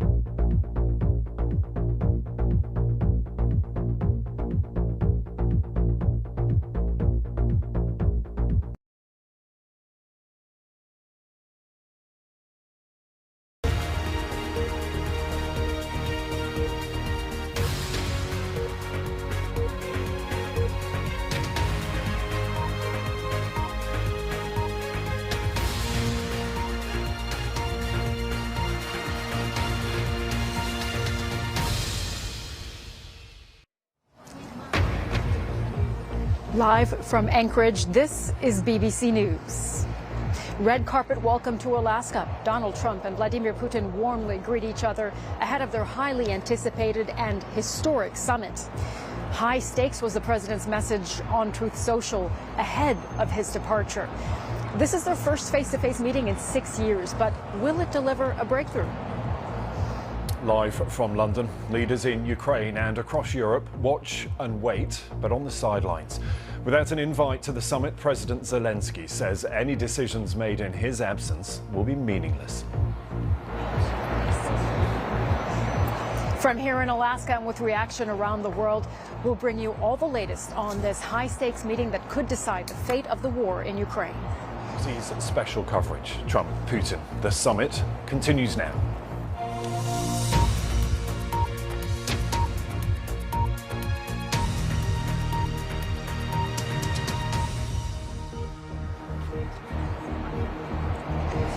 If you're just joining us, a warm welcome to Anchorage in the U.S. state of Alaska. It is here where we're witnessing what could be a crucial moment for the future of Ukraine. With the red carpet you see there rolled out at a U.S. military base, President Trump meets face-to-face with the Russian President, Vladimir Putin. The American leader had vowed to talk about Ukraine here on this day.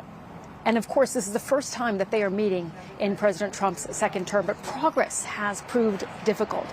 The slogan that we've seen, pursuing peace, is one that is awaiting those two at the press conference. It is unclear, however, what peace